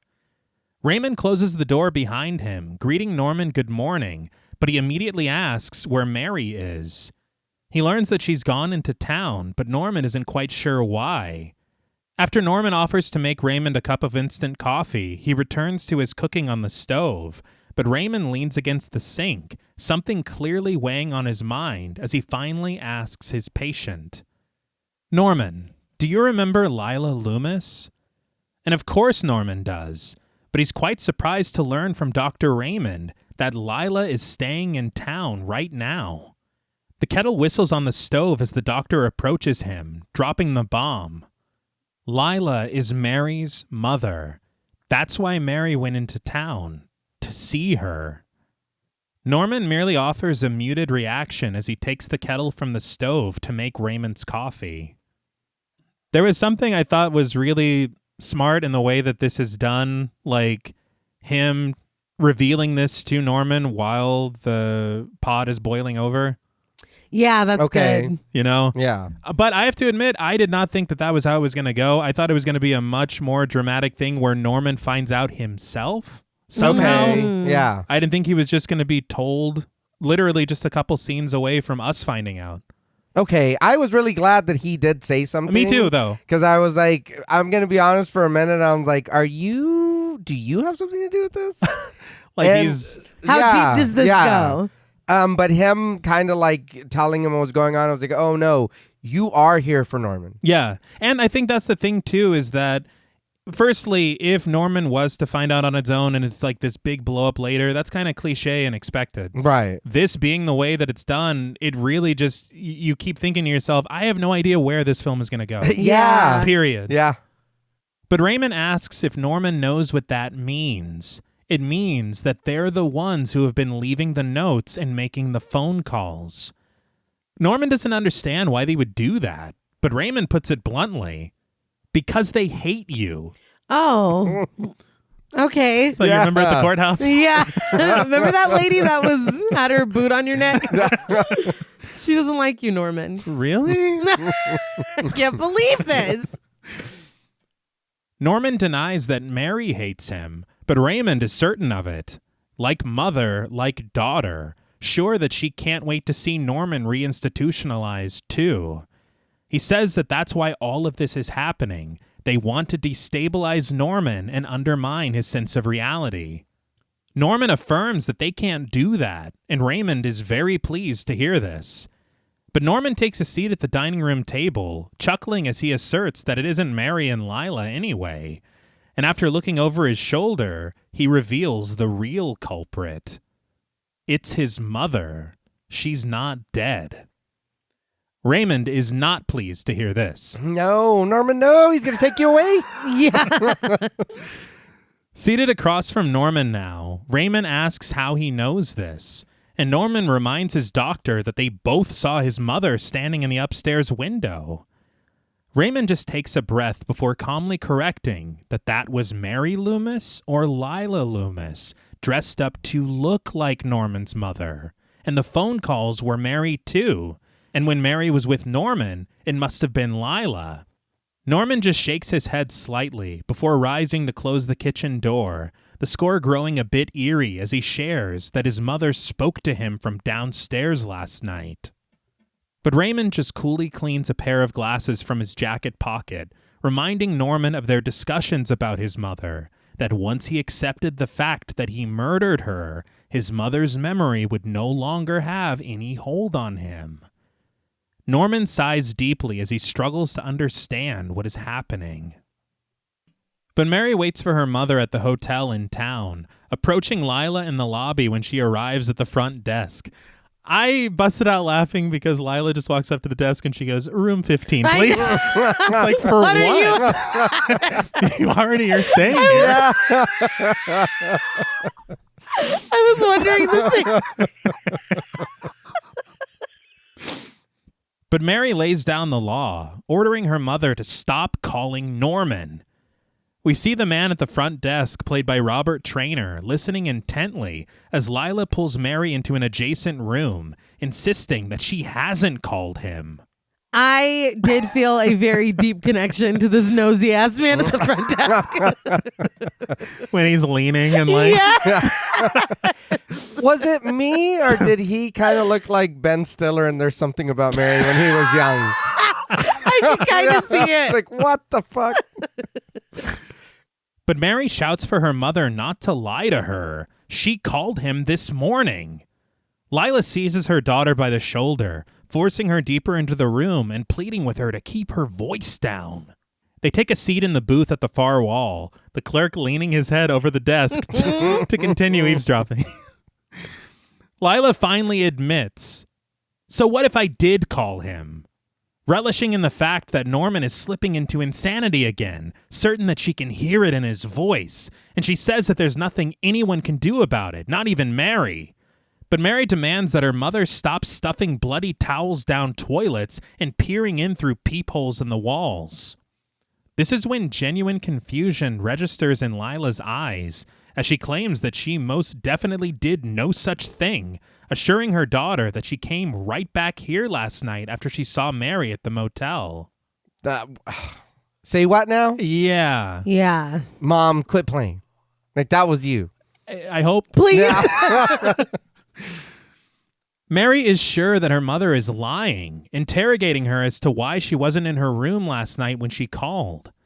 Lila supposes that she was probably down here in the lobby, but Mary just shouts desperately for her mother to stop lying to her. Unsettled, Lila asks exactly what happened in that house last night, but rather than answer, Mary just bids her mother goodbye, and as she stands from her seat, Lila seizes her daughter's arm with a hiss. She intones, "He's about to go over the edge, isn't he?" She pleads with her daughter to just dress up in his mother's clothes one more time. Sure that's all it'll take. Yeah, are you getting off on this? What the fuck? It's going far. I'm like, look, the plan to edge Norman, I'm done with it, okay? I'm out. It's like we found the hole. Right, we found his hole. Yeah. So I'm done. We're done. I'm done. No, but I'm like, this is diabolical. Yeah. Like, if you really think about what she is saying and like how gleeful she's saying it. Yeah. But then at the same time, you're like, this to her is a righteous vengeance. Yeah. Yeah. He killed her sister, and so And know, he did. Yeah, he did. We can't deny that. we can't. But she doesn't have to be enjoying it so much. Yeah, no. She is. But Lila says that she'll have the police and the doctor there before Mary is in any real danger, and then they'll have to act on their petition. But Mary has heard enough, recounting all the petitions that she's signed for her mother, and the fact that she's done everything Lila asked of her for years. But Mary declares that she isn't going to hurt Norman anymore. Lila supposes that if Mary won't do it for her, she could at least do it for her father. But Mary is emphatic that she won't be living for dead people anymore. Not Lila's sister, not her own father, and certainly not for Lila. But when she gets up to walk away, Lila chases after her with a firm grip on her arm. Mary shouts that she's hurting her, which prompts the nosy clerk to return to his perch. Lila then mutters a threat that we cannot hear thanks to an uncredited housekeeper and her passing vacuum cleaner. But one thing that the clerk hears clear as day is Mary's resentful response to her mother's words. Listen, if you go near that house, you're going to be sorry. Not good. No. It doesn't look good. He should have been like, hey, fucking quit vacuuming for a minute. Come back Like, later. Come here. Well, we cut abruptly to a graveyard, Norman standing with Dr. Raymond as a group excavates his mother's coffin from the dirt. As Deputy Poole argues with the sexton, played by Ben Frommer, who doesn't feel that the sheriff's department is following proper protocol, the gravediggers raise Mrs. Bates's coffin onto the grass. Did you know a person who looks after the cemetery is called the sexton? No. Huh. I mean, I'll keep Yeah. It's a very odd choice. Yeah. It is. I think It there's is. several names, but I saw someone credited as Sexton, and I was like, is this just some guy named Sex Sexton? cauldron. Yeah, I thought they closed that place down. But as soon as they're able to wrench the old casket open, Mother's decayed and skeletal corpse rests inside, her bones frail and her body as withered as we discovered her in the fruit cellar in 1960. Norman can only turn away, as the gravediggers are even like, whew! Yeah. Yeah. I mean, that's kind of disrespectful. It is. Well, this is a lot. That is God pretty fucking- damn. Your mom's rank, dude. It's like they're fired, right? Sexton, please. Please take care of this. She looks amazing. She Yeah. does. Yeah. Something wild, they said on commentary that this corpse that was fabricated for this scene Mm-hmm. was reused from Poltergeist. Huh. Okay. Oh, it's a real skeleton. Not this time, Yeah. but some of those were. Yeah. Yeah, that's wild. But she looks fantastic. Oh, yeah. But Raymond asks if Norman believes him now. And Norman has to acknowledge the fact that his mother is dead and is not coming back to life again. The doctor then guides his patient away from the gravesite as we peer in closer to the decayed body of Mrs. Bates in her coffin. And they also said that this was the only scene in the film that was not filmed at Universal Studios. Okay. Oh, So everything that we see was on a studio set. Damn. That's wild. Yeah. But Norman returns home, calling out for Mary, who he finds cooking lunch in the kitchen. She asks if he'd like some, but Norman has once again lost his appetite. He explains that he was just at the cemetery. Dr. Raymond had them open up his mother's coffin, which proves that she isn't the one who's been torturing him, not unless she's a ghost. I don't want to keep adding to like what Mary and her mom are doing, but how bad would that make you feel to hear that? That's what he did Yeah. today? Yeah, that I had to go open my mom's casket, take her out of the ground, Yeah. and open her casket so I can see, lay eyes on her remains because of what's going on. To Because of what prove- you did. Yeah, Yeah. yeah. That's why she doesn't turn to face him. She's just stirring whatever's in that pan. She's like, man, we fucked up bad. Yeah. And Norman's like, and I'm not eating that. I only eat sandwiches. It's like, you don't even know me. It's like, we'll put that between 2 pieces of bread. But Norman reveals that Raymond says that it's been Mary and her mother. Raymond says that her last name is Loomis, and Norman asks her if this is true. Mary just stands speechless, mixing the contents in the pan on the stove, but before she can answer, the phone suddenly rings, Norman feigning surprise as to who it could possibly be. I was like, drag her ass, Norman. Yeah. Like, let her fucking have it. He was still very soft and kind. Yeah. Plus, there was a vintage bag of Lay's in the cabinet that looked really cool. So you were distracted. I was slightly distracted. Mary lets out a sorrowful sigh as Norman exits the kitchen to answer the phone. He lifts the receiver with confidence. Hello, Mrs. Loomis. How are you this after... But his eyes widen as the score grows tense and he switches the phone to his other ear. I'm sorry, Mother. I didn't mean to insult you. No! Yeah. Mary races into the room, snatching the phone from him, echoing Raymond's certainty that this is not Norman's mother. She speaks into the telephone, sure that it's her mother instead, but there turns out to be no one on the line. But when Norman snatches the phone back from her, he continues the conversation. Mother? Yes, I'm sorry we were interrupted. Mary grows emphatic that there is no one on the line, and Norman eyes her as she rushes up the stairs to the other telephone, picking it up. She speaks into the line, pretending to be Norman's mother again, and when Norman expresses his doubts, Mary insists that she is and orders him to hang up the phone. Norman accepts this, finally hanging up the phone with a smile. There is a moment that is a little funny because the second that Mary gets on the line, he's like, well, you don't sound like my mother. It's like... I was like, is he fucking with her? I don't like it. I hope so. But Yeah. Because it really felt like it. Then did. he's like grinning when he... He was. He's like, see, two can play. Yeah. But Norman settles into a seat on the couch, Mary returning to him in the den as he expresses that he was so worried with everything that's been happening, and with what Dr. Raymond told him, he was so sure that it was Mary and her mother. And when Raymond showed him Mrs. Bates's corpse, he knew that she was dead for sure. But now, he knows for sure that it's someone completely different. It's his real mother. Mary asks who that might be, but Norman isn't sure, and he says that she won't tell him. Mary reiterates that Mrs. Bates was his real mother and that she's dead, certain that it must have been Lila on the phone just now. She then admits that Dr. Raymond was right about both of them. She and Lila wanted to drive Norman crazy again, only Mary stopped, but Lila won't. Norman leans forward curiously, asking why exactly Mary stopped, and Mary insists that it wasn't fair for them to be doing what they were doing to him.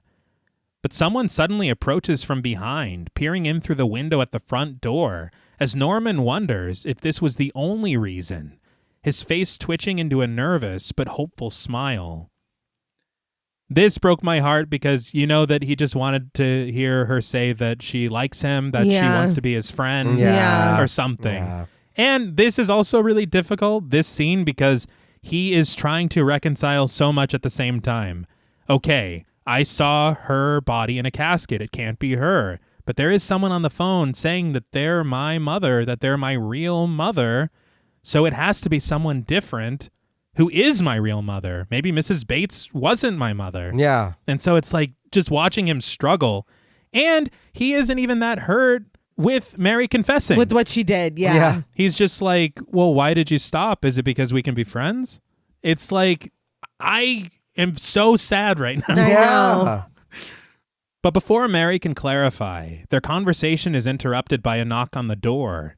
It's Deputy Poole, who greets Mary before revealing to Norman that the sheriff would like to see him at the swamp.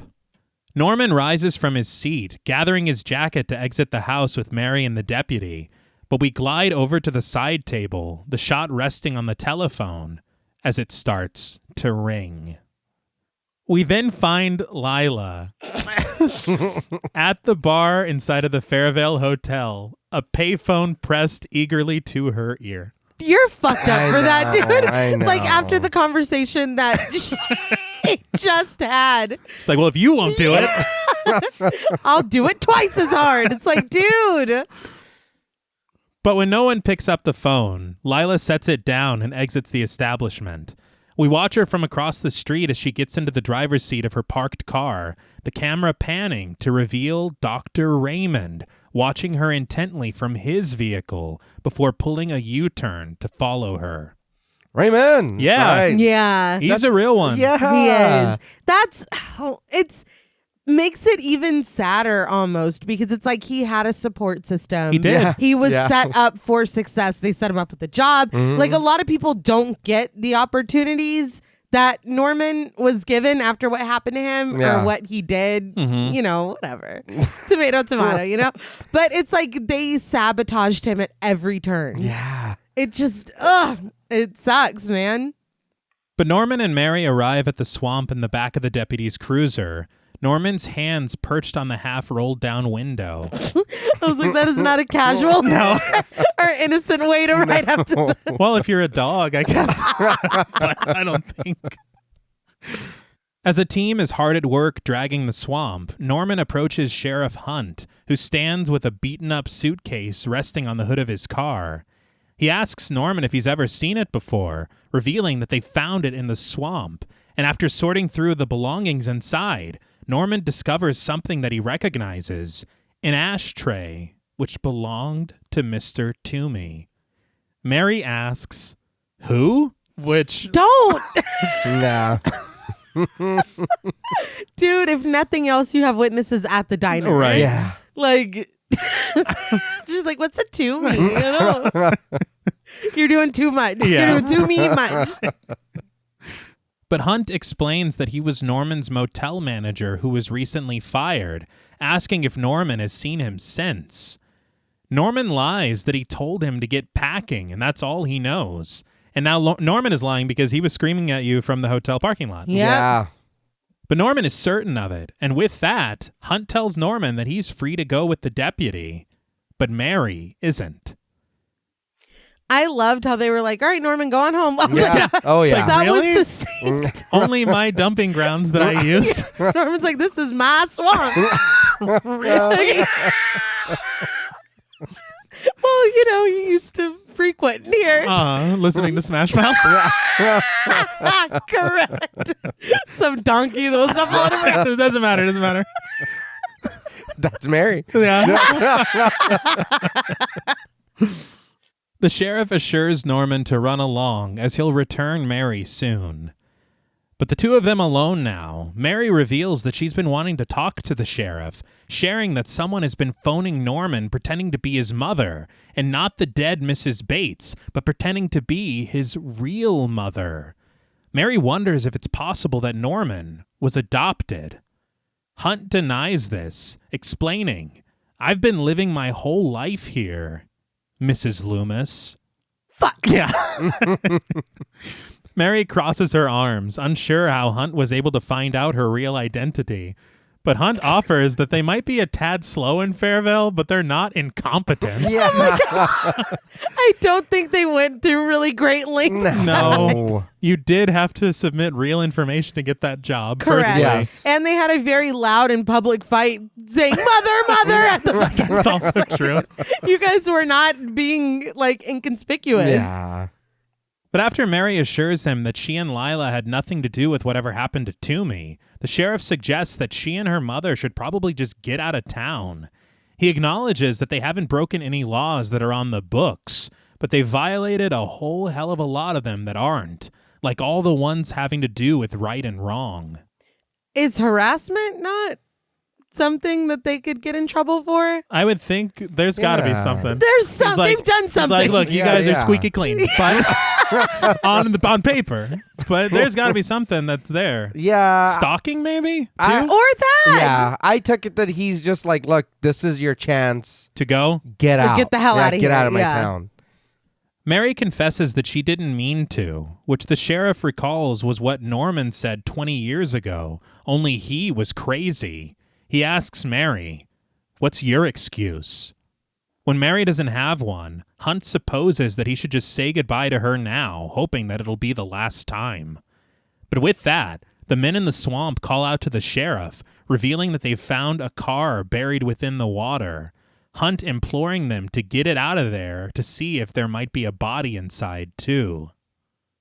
But back at Bates Motel, a shifty Lila has arrived, peering past the mostly repainted building and up to the house on the hill.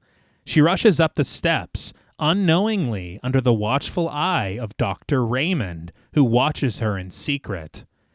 Lila lets herself into the unlocked cellar, crows cawing overhead as she reaches for the light inside, switching it on.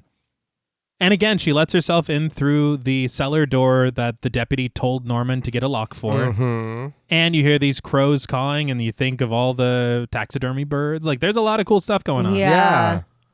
But beneath the light's swinging luminosity, shadows cast around her, Lila dislodges a loose stone in the ground, finding a wig and a dark dress, the disguise they've been using to pretend to be Mrs. Bates. Be fucking for real, dude. And then they had a little hiding spot to get dressed at the gig. Like, that's crazy. Yeah. You know what's wild is you start to think about what Toomey said, and it's like, how often did you see people sneaking in and out of here? And it was them preparing. Okay. You know? Something else that was really cool is the swinging light bulb is a callback to the original. Yeah. All right. But as Lila reaches for the wig, she realizes that she isn't alone in the cellar. The score pulses tensely as someone approaches her from the shadows, a feminine figure shrouded in darkness and raising a knife. Lila shrieks, cowering on the ground, but her scream is silenced by the blade, which the killer stabs so deeply into her throat that it pierces through the back of her neck. Blood pouring down her face, Lila gags on the blade as she collapses to the cellar floor, dead. Woo! That was pretty funny. I was not expecting that. That was brutal. But I mean, you mess with the bull, you get the horn. Yeah. You get the knife or in the mouth. stabbed in the mouth. You know? I was a little surprised with Dennis too, but this was more intense. Yeah. With like how graphic it was. Yeah. But I did see on that documentary that they had her look up and scream, and they matched the angle with this like 3 foot tall dummy. They had a groove in the dummy's mouth for the knife to go into, and then they pumped blood in through tubing. Oh, wow. Okay. I think it looks fantastic. Yeah. The way that it's done, it feels very like seamless. Right. Yeah, you're like, holy fuck. It was very shocking. Yes. I did hear Robert Bloch complain about this because he said like they were turning it into what he wrote his Psycho 2 novel to criticize, I guess. And it was on a panel with Tom Holland that he said this. Mm-hmm. And Tom Holland defended it and was basically saying that it was their way of kind of, again, bridging that gap. We're making a film that's a sequel to a film from 1960, but it's 1983. Yeah. And so we're trying to have our cheese sandwich and eat it too. Right. I feel like it is. I mean, there is graphicness when you compare it to the original. But I think if you look at movies at the time, like it is more subdued. It's not like a gore fest. Right. It has these sparing moments of violence, but it's not gratuitous. It's still shocking when you see them because it's like, holy fuck. It is. So we have not been fed this for like 2 hours straight. Like I think it's sparing and I think it's effective. Right. And I mean, Franklin himself said, I guarantee you that if Hitchcock were around in the 80s, he would be getting into stuff like this too. His hands were tied so much by the Hays Code and all these different boards that were kind of putting a stop to all the things that he wanted to do back then. And so it's like, you think that Hitchcock in 1983 wouldn't be trying stuff like this? Right. Yeah. But after some time passes, Raymond lingers around the motel, checking his watch, before finally taking it upon himself to enter the house on the hill through the door in the kitchen. He skulks silently through the hallways, but when he hears a clattering in the cellar and discovers the door at the bottom of the steps to be wide open, he creeps cautiously down the stairs to enter. But the score sings suspensefully as Raymond walks deeper inside, past a large pile of coal in the corner, to switch on the light at the center of the room. He stands puzzled, atop the uneven stone in the floor, and we watch as a shadow slowly stretches down the steps. But it's revealed to be Norman, who calls out to his doctor, confused to find him in the cellar. Raymond explains that he followed Lila Loomis from the motel and into the house, and though he can't seem to find her, he says that it proves Lila was the one dressing up as Mrs. Bates. But Norman insists that Lila wasn't the woman that he saw in the window. That was his mother. As he approaches Norman under the small light at the center of the room, Raymond reminds Norman that his mother is dead, returning him to their trip to the cemetery. But Norman realizes that Mrs. Bates only took care of him. His real mother is somebody completely different. The score warps wildly as he adds that she told him so on the telephone. And this, to me, it makes it so difficult because I understand that Norman is unreliable. Mm-hmm. But him saying straight up, whoever was on the phone said that she's my real mother. Yeah. Which is a distinction away from Mrs. Bates, which we have proven to be what you say it is, Dr. Raymond. Yeah. So it's like, I'm trying to tell you. But it's also Norman Bates saying it. Yeah. So it's like, fuck, you know? But Raymond wonders if he's able to prove to Norman that it was Mary and Lila Loomis calling him on the phone. Would he be able to accept the fact that he has no other mother than Mrs. Bates? Norman shakes his head before answering, of course. Norman! Raymond accepts the assignment, though, exiting the cellar. All alone, Norman acknowledges that it would be a great load off his mind. That made me laugh. Because he's all alone. He's like, that would help me out a lot. But just then, the large pile of coal seems to settle behind him. That was so subtle. Yeah. Like, I really appreciated that.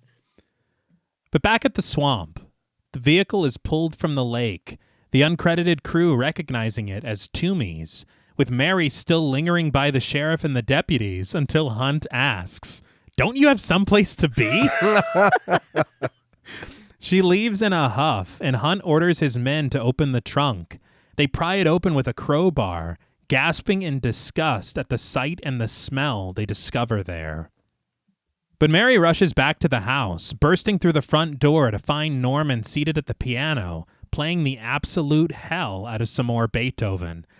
I don't think I mentioned this earlier when he was playing Moonlight Sonata, but this is Anthony Perkins playing the piano. Damn! Oh, okay. He's tearing it up. Yeah. But Mary races over to him, frantic and breathless, as she explains that they found a car in the swamp, and they have to get out of here before the sheriff and his men come to arrest him. So now she's like, oh, so you did do this.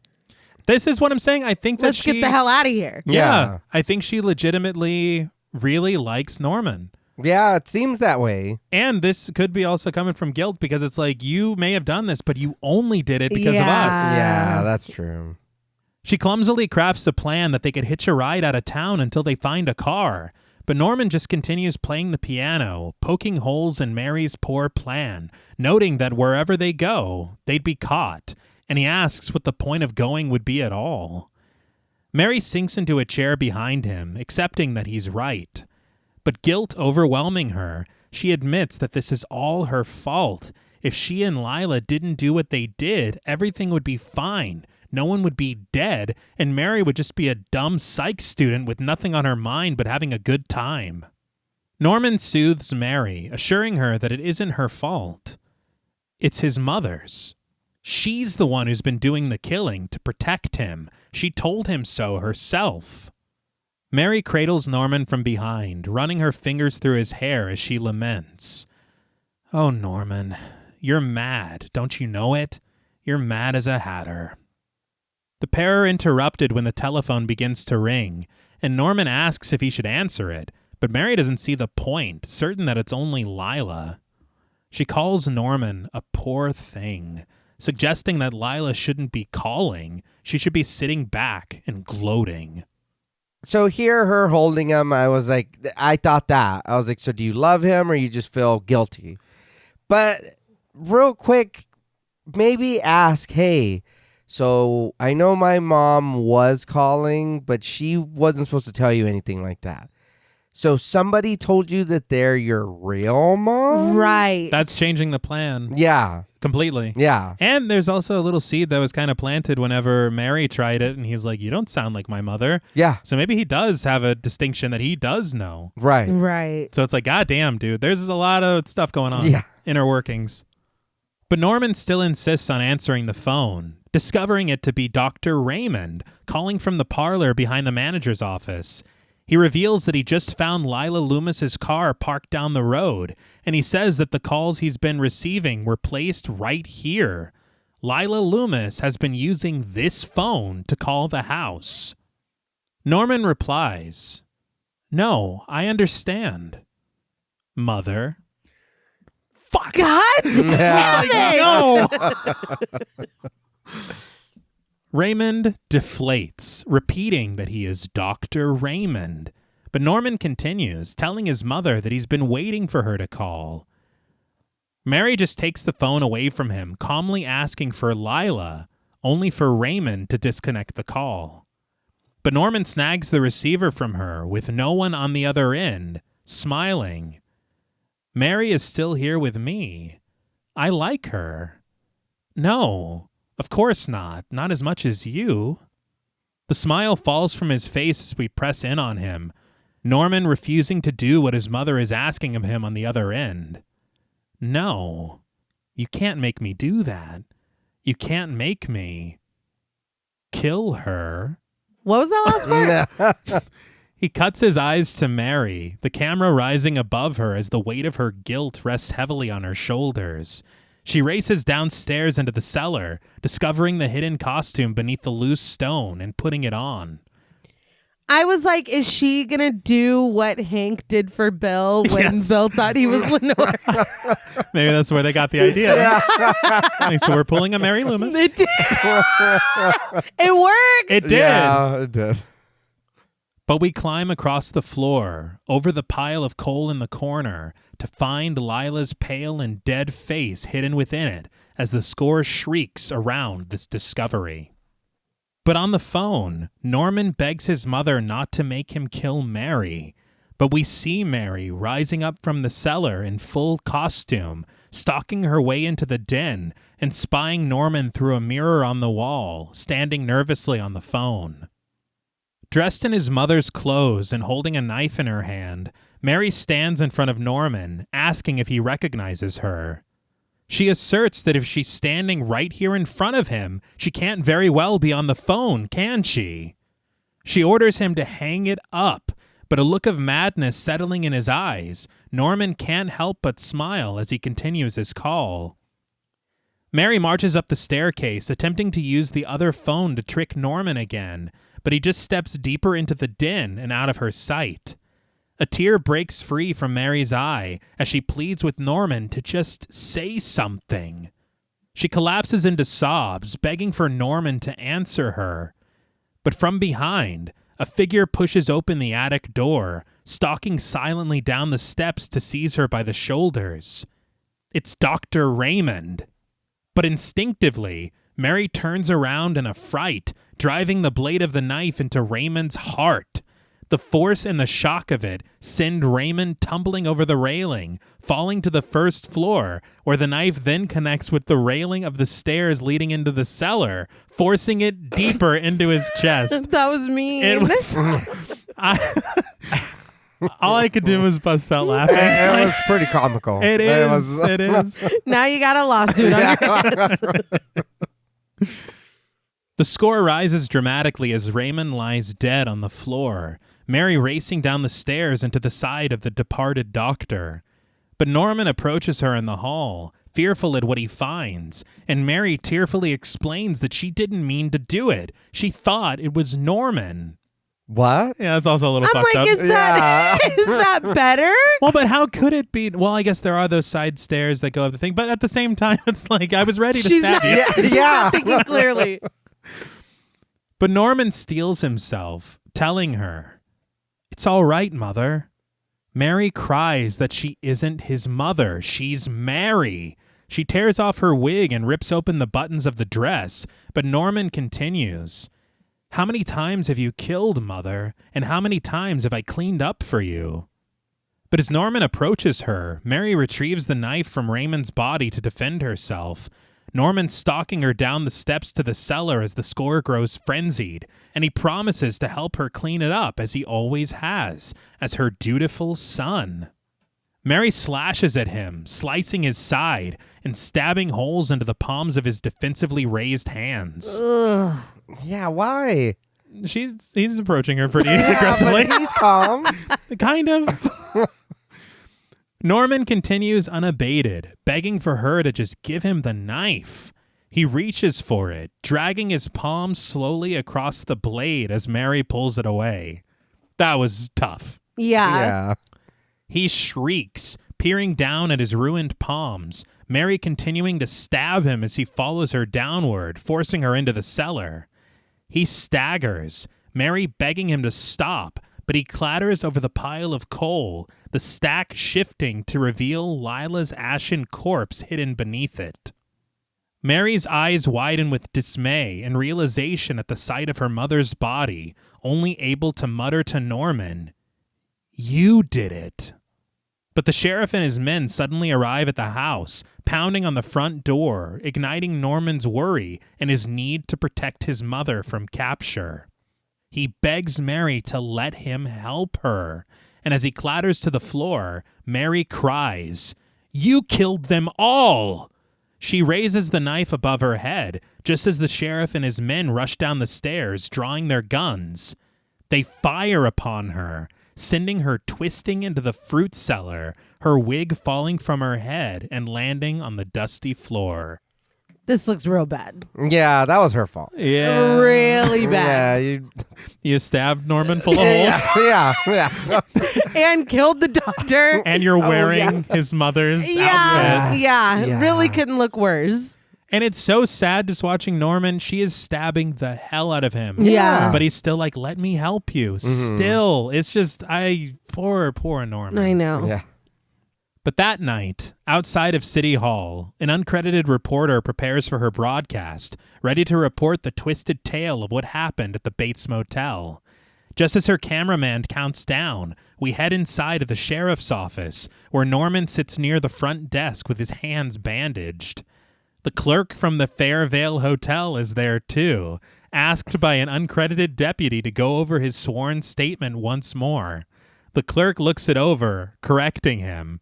No, that's not what she said. She said that if she didn't stay away, she'd be sorry. And she did. Yeah. I was thrilled to see this man again. It was very funny. It is. And he's all casual with a cup of coffee. Yeah. He's like, Deputy Poole gives his statement, too, explaining exactly what he saw whenever they broke into the Bates house. But inside of the sheriff's office, he over-explains to the DA and the public defender, as well as an uncredited reporter, that Mary and Lila were trying to put Norman back into the asylum, but then something must have gone wrong between them. Mary wanted Lila to leave Norman alone, but she wouldn't. this over-explanation, it has to be an homage, It right? is. To Yeah. the original. Because it's like, here we are again.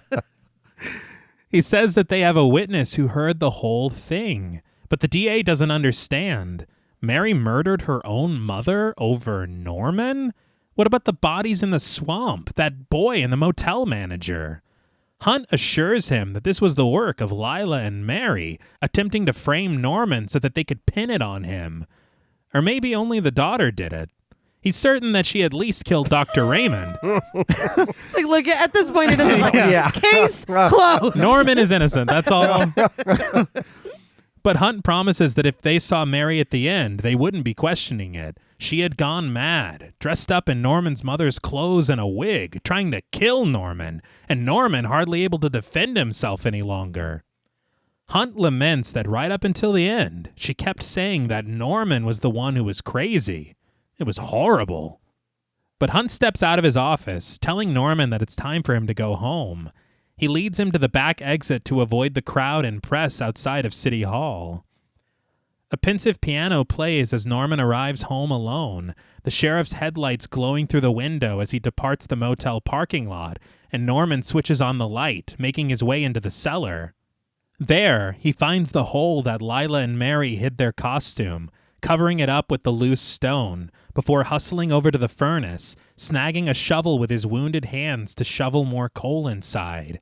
He winces in pain, peering down at the reopened wounds beneath his bandaged palm.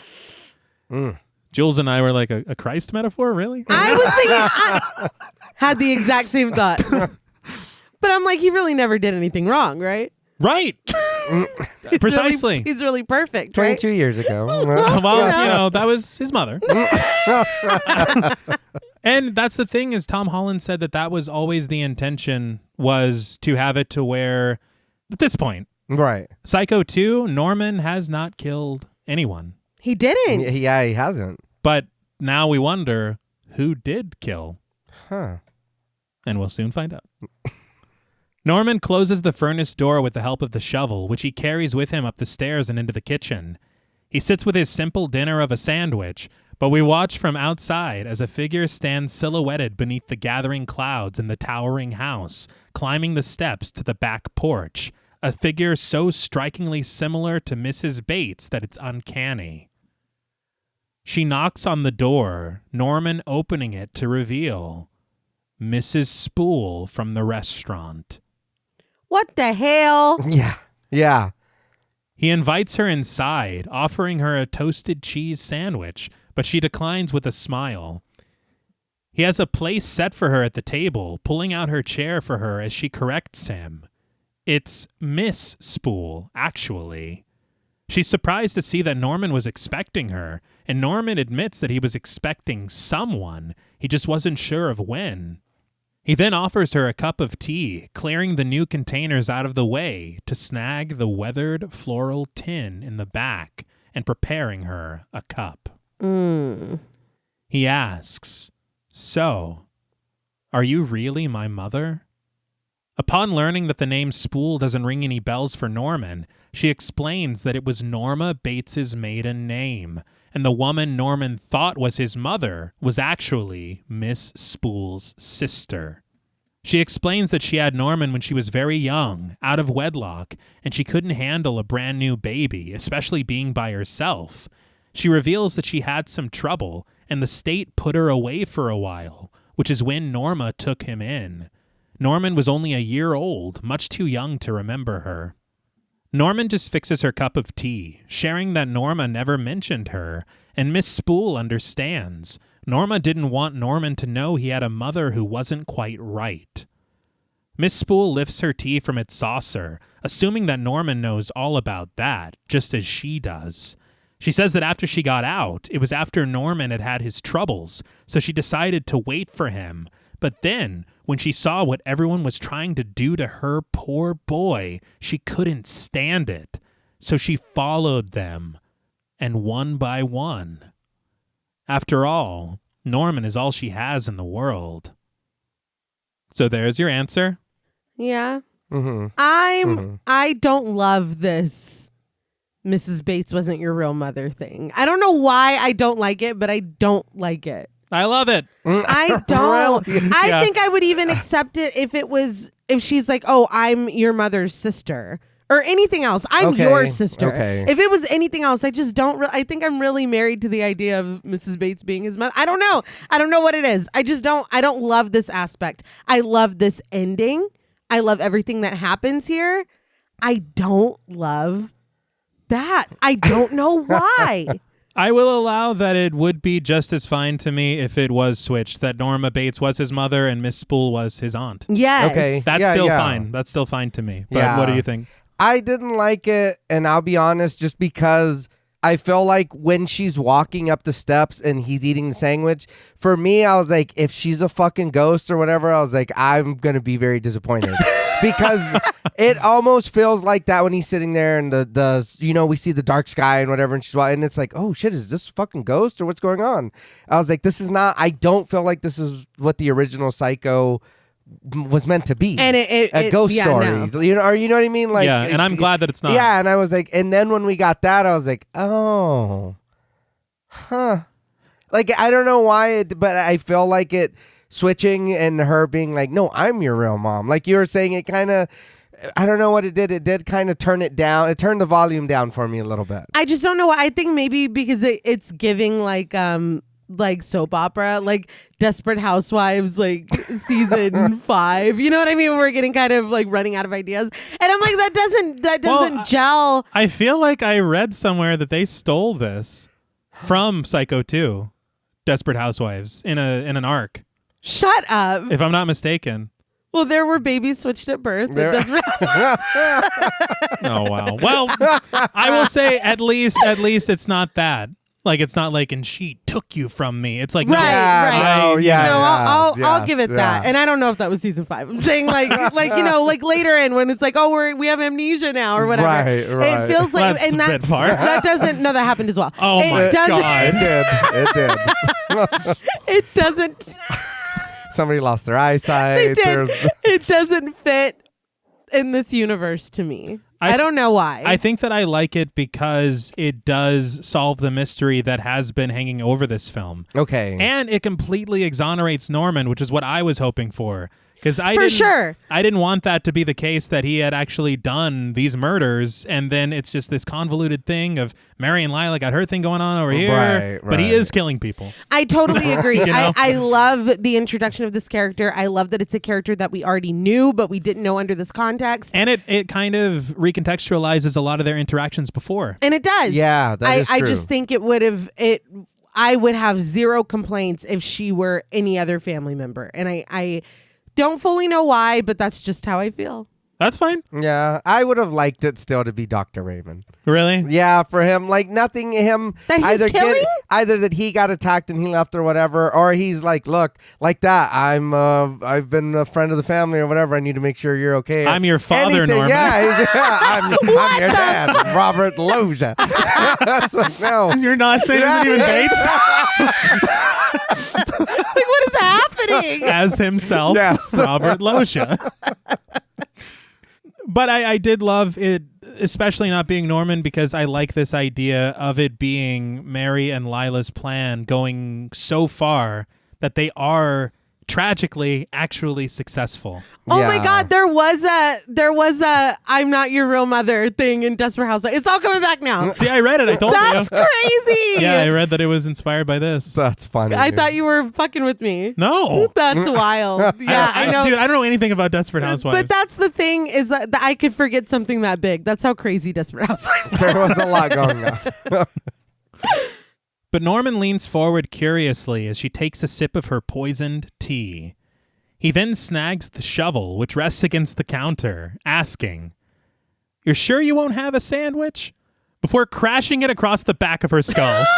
Oh, wow. What? Yeah. Norman whistles as Miss Spool shatters the chair beneath her, twitching lifeless on the floor as he collects her, cradling her into his arms and carrying her body up the stairs. We spy them in an overhead shot as Norman calmly explains, "I know how it is, Mother. You've had a long day and you must be tired." He says that he'll just bring her to bed, tuck her in for the night, and say her prayers for her. He wonders if she would like that, but as they cross the threshold of Mrs. Bates's bedroom, she responds, "I'm not sleepy. Put me in my chair." When Norman does, she asks to be turned to the window so she can keep her eye on him to make sure he doesn't start playing with filthy girls again. Norman obliges, but when he lingers, Mother snaps at him. "What are you gawking at? Go downstairs and open the motel. What do you expect us to live on? Hope?" Norman promises that he doesn't, and his mother reminds him, "Remember, Norman, I'm the only one who loves you. Only your mother truly loves you." And we watch as the blue neon of the Bates Motel buzzes to life, flashing a red vacancy, and Norman exits the house, standing at the top of the steps to the motel, silhouetted against surrounding storm clouds, his mother a shadow in her chair, an ever-watchful eye from the light of the second-floor window. We fade to black, and the credits roll. So, what did you guys think of Psycho 2? This movie's like a sandwich. Big surprise. Yes. The bread for me was not that great. Like, it was okay, but, it's what's inside of the sandwich that makes it great. I enjoyed the meat and the lettuce and tomatoes cheese? And cheese. The cheese was great. You Some need Kewpie cheese. mayo. You got to be in there. Of course. But Pickles. oh yeah, that one. You know what I mean? I'm when hungry. Fucking Dr. Yeah, I Raymond know. was there. I was like, And yes. the classic Lay's potato chips on the Yeah, side. that was help. That was in the help. vintage bag. Yeah. But I did the beginning of the movie, I'll be honest, it took me a little bit to get into it. Once I got into it, I was like, okay, this is cool. Again, because I'll be honest, I'm waiting for Norman to do something. Uh-huh. Or I'm waiting for something and then be like, see, it was Norman, he's not help or whatever. He didn't get any help and he's not rehabilitated. And it's like, okay, dude, where are we going from here from Psycho? And then, like I said, as it went, I'm like, oh, no, he isn't doing shit. Oh, Dr. Raymond does want to help him. Oh, Mary, whatever. Oh, no, you're not right for Norman. Something's wrong. You know what I mean? Yeah. But it is the whole middle of the movie. I was invested in what was going on. I was rooting for Norman to like, dude, you're not freaking out. Don't fall for it. The ending, I will be honest again, the ending I didn't really love. And still him, I don't, if she's your mom and she's like, I'm your real mom, I'm here. It's, why'd you do that? Like, why did you knock her out or kill her or whatever, and then you took her upstairs and you're going to do the voice for her and all that? Like, she could have talked for herself. You didn't, you know what I mean? You didn't have to do that. And if this is a different mom, it's probably not going to be like last time. We could have played it by ear for a little bit and then did the shovel. If things didn't work out. If they hadn't fucked with him, yeah, that totally Agreed. is No, what could have happened. and I get it. And he did break. I get Yeah. it. He's like, no, this is what he went back to. And, I think we're glossing over the fact that Mrs. Spool was fucking killing people. Oh, yeah. Yeah. So Oh, no, it's yeah. like there was a dynamic, a baked in dynamic that was going to be a little toxic. Right. But it was for me a little bit just kind of like, okay, I get it. But I really enjoyed, like I said, once I got into it and the whole middle of it. And it's not even like the last 15 minutes or whatever. It's just that ending. I was just like, And that's, 5 minutes or so of the ending, maybe Yeah, 8. probably. But it was that. I didn't love it. But really, once I got into it and everything else, I was fucking enjoying the shit out of it. That last shot, though. No, the last shot does look good. I just didn't. Again, the shovel had me kind of scratching my head. It was surprising. Yeah. I really thought he was just going to quietly poison her like he did Yeah. his mother. What I read was that the poison was Holland's idea, the shovel was Franklin's idea, and it was to add a little bit of black comedy to it, Okay. which I think worked. No, yeah, it Successful, does, yeah. yeah. Because you're like, what the fuck? Yeah. No, I think that this is really great. I think I have even more of an appreciation for it after talking about it. I think that it's such a tragedy. Yeah. It's so fucking sad. I commend its ability to continue the story of this like established, revered classic, to bring Anthony Perkins back as Norman Bates and give him a depth that we didn't really fully get to see in the first one. And you're really scratching your head for most of this movie. Yes. Because Yeah. something Yeah. is off and you don't know if it's Norman. You don't know if it's Mary. And the pieces slowly settle into place. And it's just really good storytelling, I think.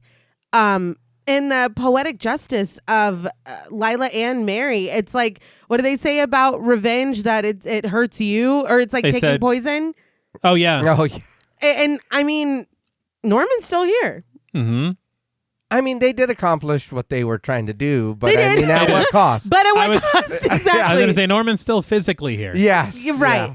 But and yeah, that's what sucks, right? Is that they did Yeah. push him when he was better. Yeah. And he had, like we said earlier, a support system in place. He had a doctor that was checking up on him, making sure he was okay. He was trying to whip the motel back into shape. He had his job. He was learning how to call wheel. Like, I mean, he was, it sucks. Like, it's a bummer. Like I said, I didn't love the whole "I'm your real mother" thing and Norman just being like, "Yes, mother." It's just like that for me, maybe just because it felt so abrupt. I don't know what it is about it. That doesn't fully, I don't love Maybe that aspect of it. Maybe it is that. But I feel like the performances are really great. I think that the gore and the violence is sparing, but it is shocking and it's really effective. I think that this was a really great movie, and I went in really with a blank slate because I'm like, what more can we do here? Besides doing the exact same thing. Yeah. And I really am impressed that they went a completely different way with it. And I felt so many emotions watching this toward like one character feeling several things for them, for Norman, for Mary, for Lila even. Yeah. Because it's like, dude, your anger is so justified. And then it's like, oh, wow, you're a fucking monster. Like, it was really, really good. I really enjoyed it. I think that's the thing that really sticks with me is just how easily and lazily a sequel to Psycho could have been put together. Yeah. Just doing the same thing, rehashing it completely. But the way that they've taken these characters and really turned it on its head, Norman was rehabilitated. Yeah. And he was literally doing nothing wrong. Yeah. He would have done nothing wrong. Yep. He had that support system, like you said, but it was this intrusion of the Loomises. Yeah. And it's such a subversion because when he's released at the beginning, you're like, sure, Jan. Yeah. Okay, bitch, whatever. Like, you're like, he's not fine now. Yeah. But he was. Yeah. He was. And they even do, that's the thing that I really appreciate is what you had mentioned, is where as you're watching it, you don't know who to root for moment to moment. You don't know who to be afraid of or afraid for from moment to moment. And then it gets to the point after you learn everything that Mary and Lila are doing, you do kind of fear for Mary in this house because you're like, who is here? Yeah. Because it's not Norman. Norman's downstairs in the kitchen. Norman's playing the piano, but somebody was right there across from you through the peephole. Yeah. And it's just like, who the fuck and how is this going on? And so I think that, I don't know, it just, this film shocked me more than I've been shocked by a film in a very long time. And going into it, thinking of it as just like, this is Psycho 2, trying not to have expectations of it, but also knowing how much Jules loves it. And so I'm like, this has got to be something special about this. Right. Okay. And to me, it really turned out that there is something very special about this, made by people who really cared. Yeah. Because, I mean, small things, even if it's just nods to the original or Hitchcock in general, Yeah. camera movements, the way they use the music, the way that they don't rely too much on genre conventions, but they hint at them enough to make it feel like it's a product of its time too. Yeah. But also hearkening back to this 1960 feeling. We can slide into ratings. I'm just going to gush a little bit. I don't know. The cinematography is brilliant. I love the way that they use these sets. The work that went into maintaining accuracy to the original film. Yeah. That is very impressive on the budget that they had. Yeah. These performances I love so much, and that's another thing that makes it so tragic to me. This dynamic between Mary and Norman after and through everything. Because you get to that point that you're like, no, she does care about him. Yeah. Yeah. And she is willing to go on the run with him to keep him from being arrested, partially because of guilt, but partially because I think she actually legitimately really likes him. Yeah. And it's like, this could have been a wonderful friendship, if not for fucking everything else, you know? Yeah. And I don't know. I was very surprised by this film. I think that everything about it worked for me. I'm definitely adding it to my rotation. And I think I might make that a new double feature thing. Yeah. Because I think that these films work really well together. I have no knowledge of 3 and 4. Okay. So I don't know how those fit in or if they're as good or if they start to dip in quality. But seeing how good this one was, it makes me want to check them out. For sure. It does make me interested. Yeah. And I will tell you, when I watched it the first time with Jules. Mm-hmm. I had said I'd probably give this a 9 out of 10, honestly, because it's just remarkable. Yeah. But watching it the second time as I did my script and the third time after that just to rewatch it, Mm-hmm. I think that I'm ready to give my score. Okay. There's something about the rewards that you get on this rewatch. And just a simple fact, anytime I get to watch a film for the first time with Jules, it makes it even more special. Yeah. But for me, out of 10 moments of manufactured madness, I am going to give Psycho 2 10 moments of manufactured madness out of 10. Same score I gave the original. I am absolutely surprised that this is happening because I did not expect it to be this good. But I will now open the floor to you. Well, I don't think I can be Psycho 2, but I know, man, and I get it. I think, like I said, for me, it was more of a curiosity to see where we're going with Norm this time. And like I said at the beginning, it took me a minute to get into it, but the rest of it, I will say that the acting, everybody does exactly what the fuck they're supposed to do. Like, they do exactly what the movie needs them to do so that you are like, well, wait, who's that again? Well, who did that? Well, Norm shouldn't be. Well, what the? You know what I mean? So everybody, I can't say anything about that because the story was good. Mm-hmm. It did get you going and thinking and kind of scratching your head, like you said earlier. I think for me, it is just like I said, the beginning and the end, I was just kind of like, it took me a second to get into it. And then the ending, I wasn't in love with it. But I will be honest, talking about it and everything, I had a lot of fun talking with you guys about it. I'm I'm very interested to see 3 and 4. I'm going to be honest, not in a like... because I love this franchise way, because I want to see, and honestly, and I mean this in the best possible way, how you ended this, Mm-hmm. I want to see what you're going to do in the next one. Where are we going? Then I want to see how you're going to rectify or whatever, what happened in the third one, in the fourth one. And I will say, I heard Holland and Franklin say when they did this film, this was meant as the end. Okay. And so I don't know if that changes anything. How we're thinking about a little. Yeah. A little. But I mean, it still does. I will give this movie props for that. It does make me want to see the next 2. Even if the third one's bad, okay, what did we do in the fourth one then? Yeah. What the fuck? Because he's in the next 2. Yeah. He is in both of them. So it is Norm. You know what I mean? Norman, you're here. What are you doing? You know what I mean? You want to check in with your old friend. Indeed. So I will give this movie that. It did make me interested in, like I said, even checking out the next 2. There is a lot of times where I did laugh at things that I think were unintentional. The gore or what we get, I did enjoy that. The mouth stabbing was funny. It did look cool, but I was like, that's fucking... that's like what, insult to injury? It's Yeah. Yes. But it is like you're saying, it was very tragic because we get all that. He's fucking tortured through the whole movie, and then at the end he does break. Yes, they are both dead, but I mean, fuck, your plan did work. Yeah. It did happen. But for me, on a scale from 1 to 10 moments of manufactured madness, I'm going to give Psycho 2 a 7 out of 10 moments of manufactured madness. I did, like I said, enjoy what was going on in the middle of the movie or throughout most of it. But it is just those small things that make me, kind of make me like, huh.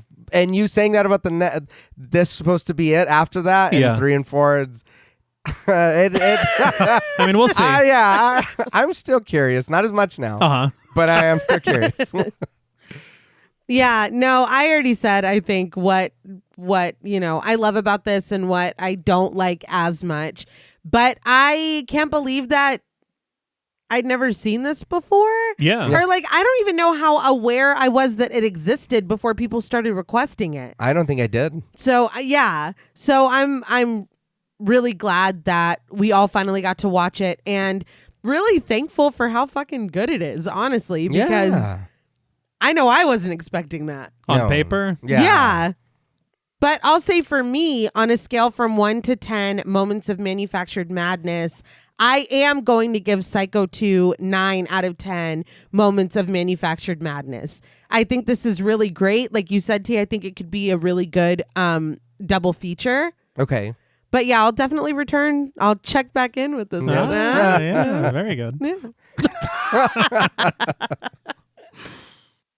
Well, that's all from us at Pod Mortem. What would you rate Psycho 2, and what should we watch next? Let us know on Instagram at the Pod Mortem. Don't forget to follow us on Twitter and like our Stairhole Productions page on Facebook. Be sure to follow each of us on Instagram and Blue Sky at TravisMWH, at Blood and Smoke, and at JuggaloDaddy84. Thanks again to Original Cinematic for sponsoring this week's episode. Please consider pledging to our Patreon, where you'll gain access to over 250 hours of bonus content, our monthly schedule, our Discord server, and the opportunity to help us decide which films to cover. And if you're looking for Pod Mortem or Stairhole Productions merch, follow the link in our episode notes. Stay tuned until after the music for a special thank you to our Wendigo Getter patrons. And remember, though vengeance might seem to be a justified endeavor, to seek it is to leave a vacancy where your morality used to stay. Until next time.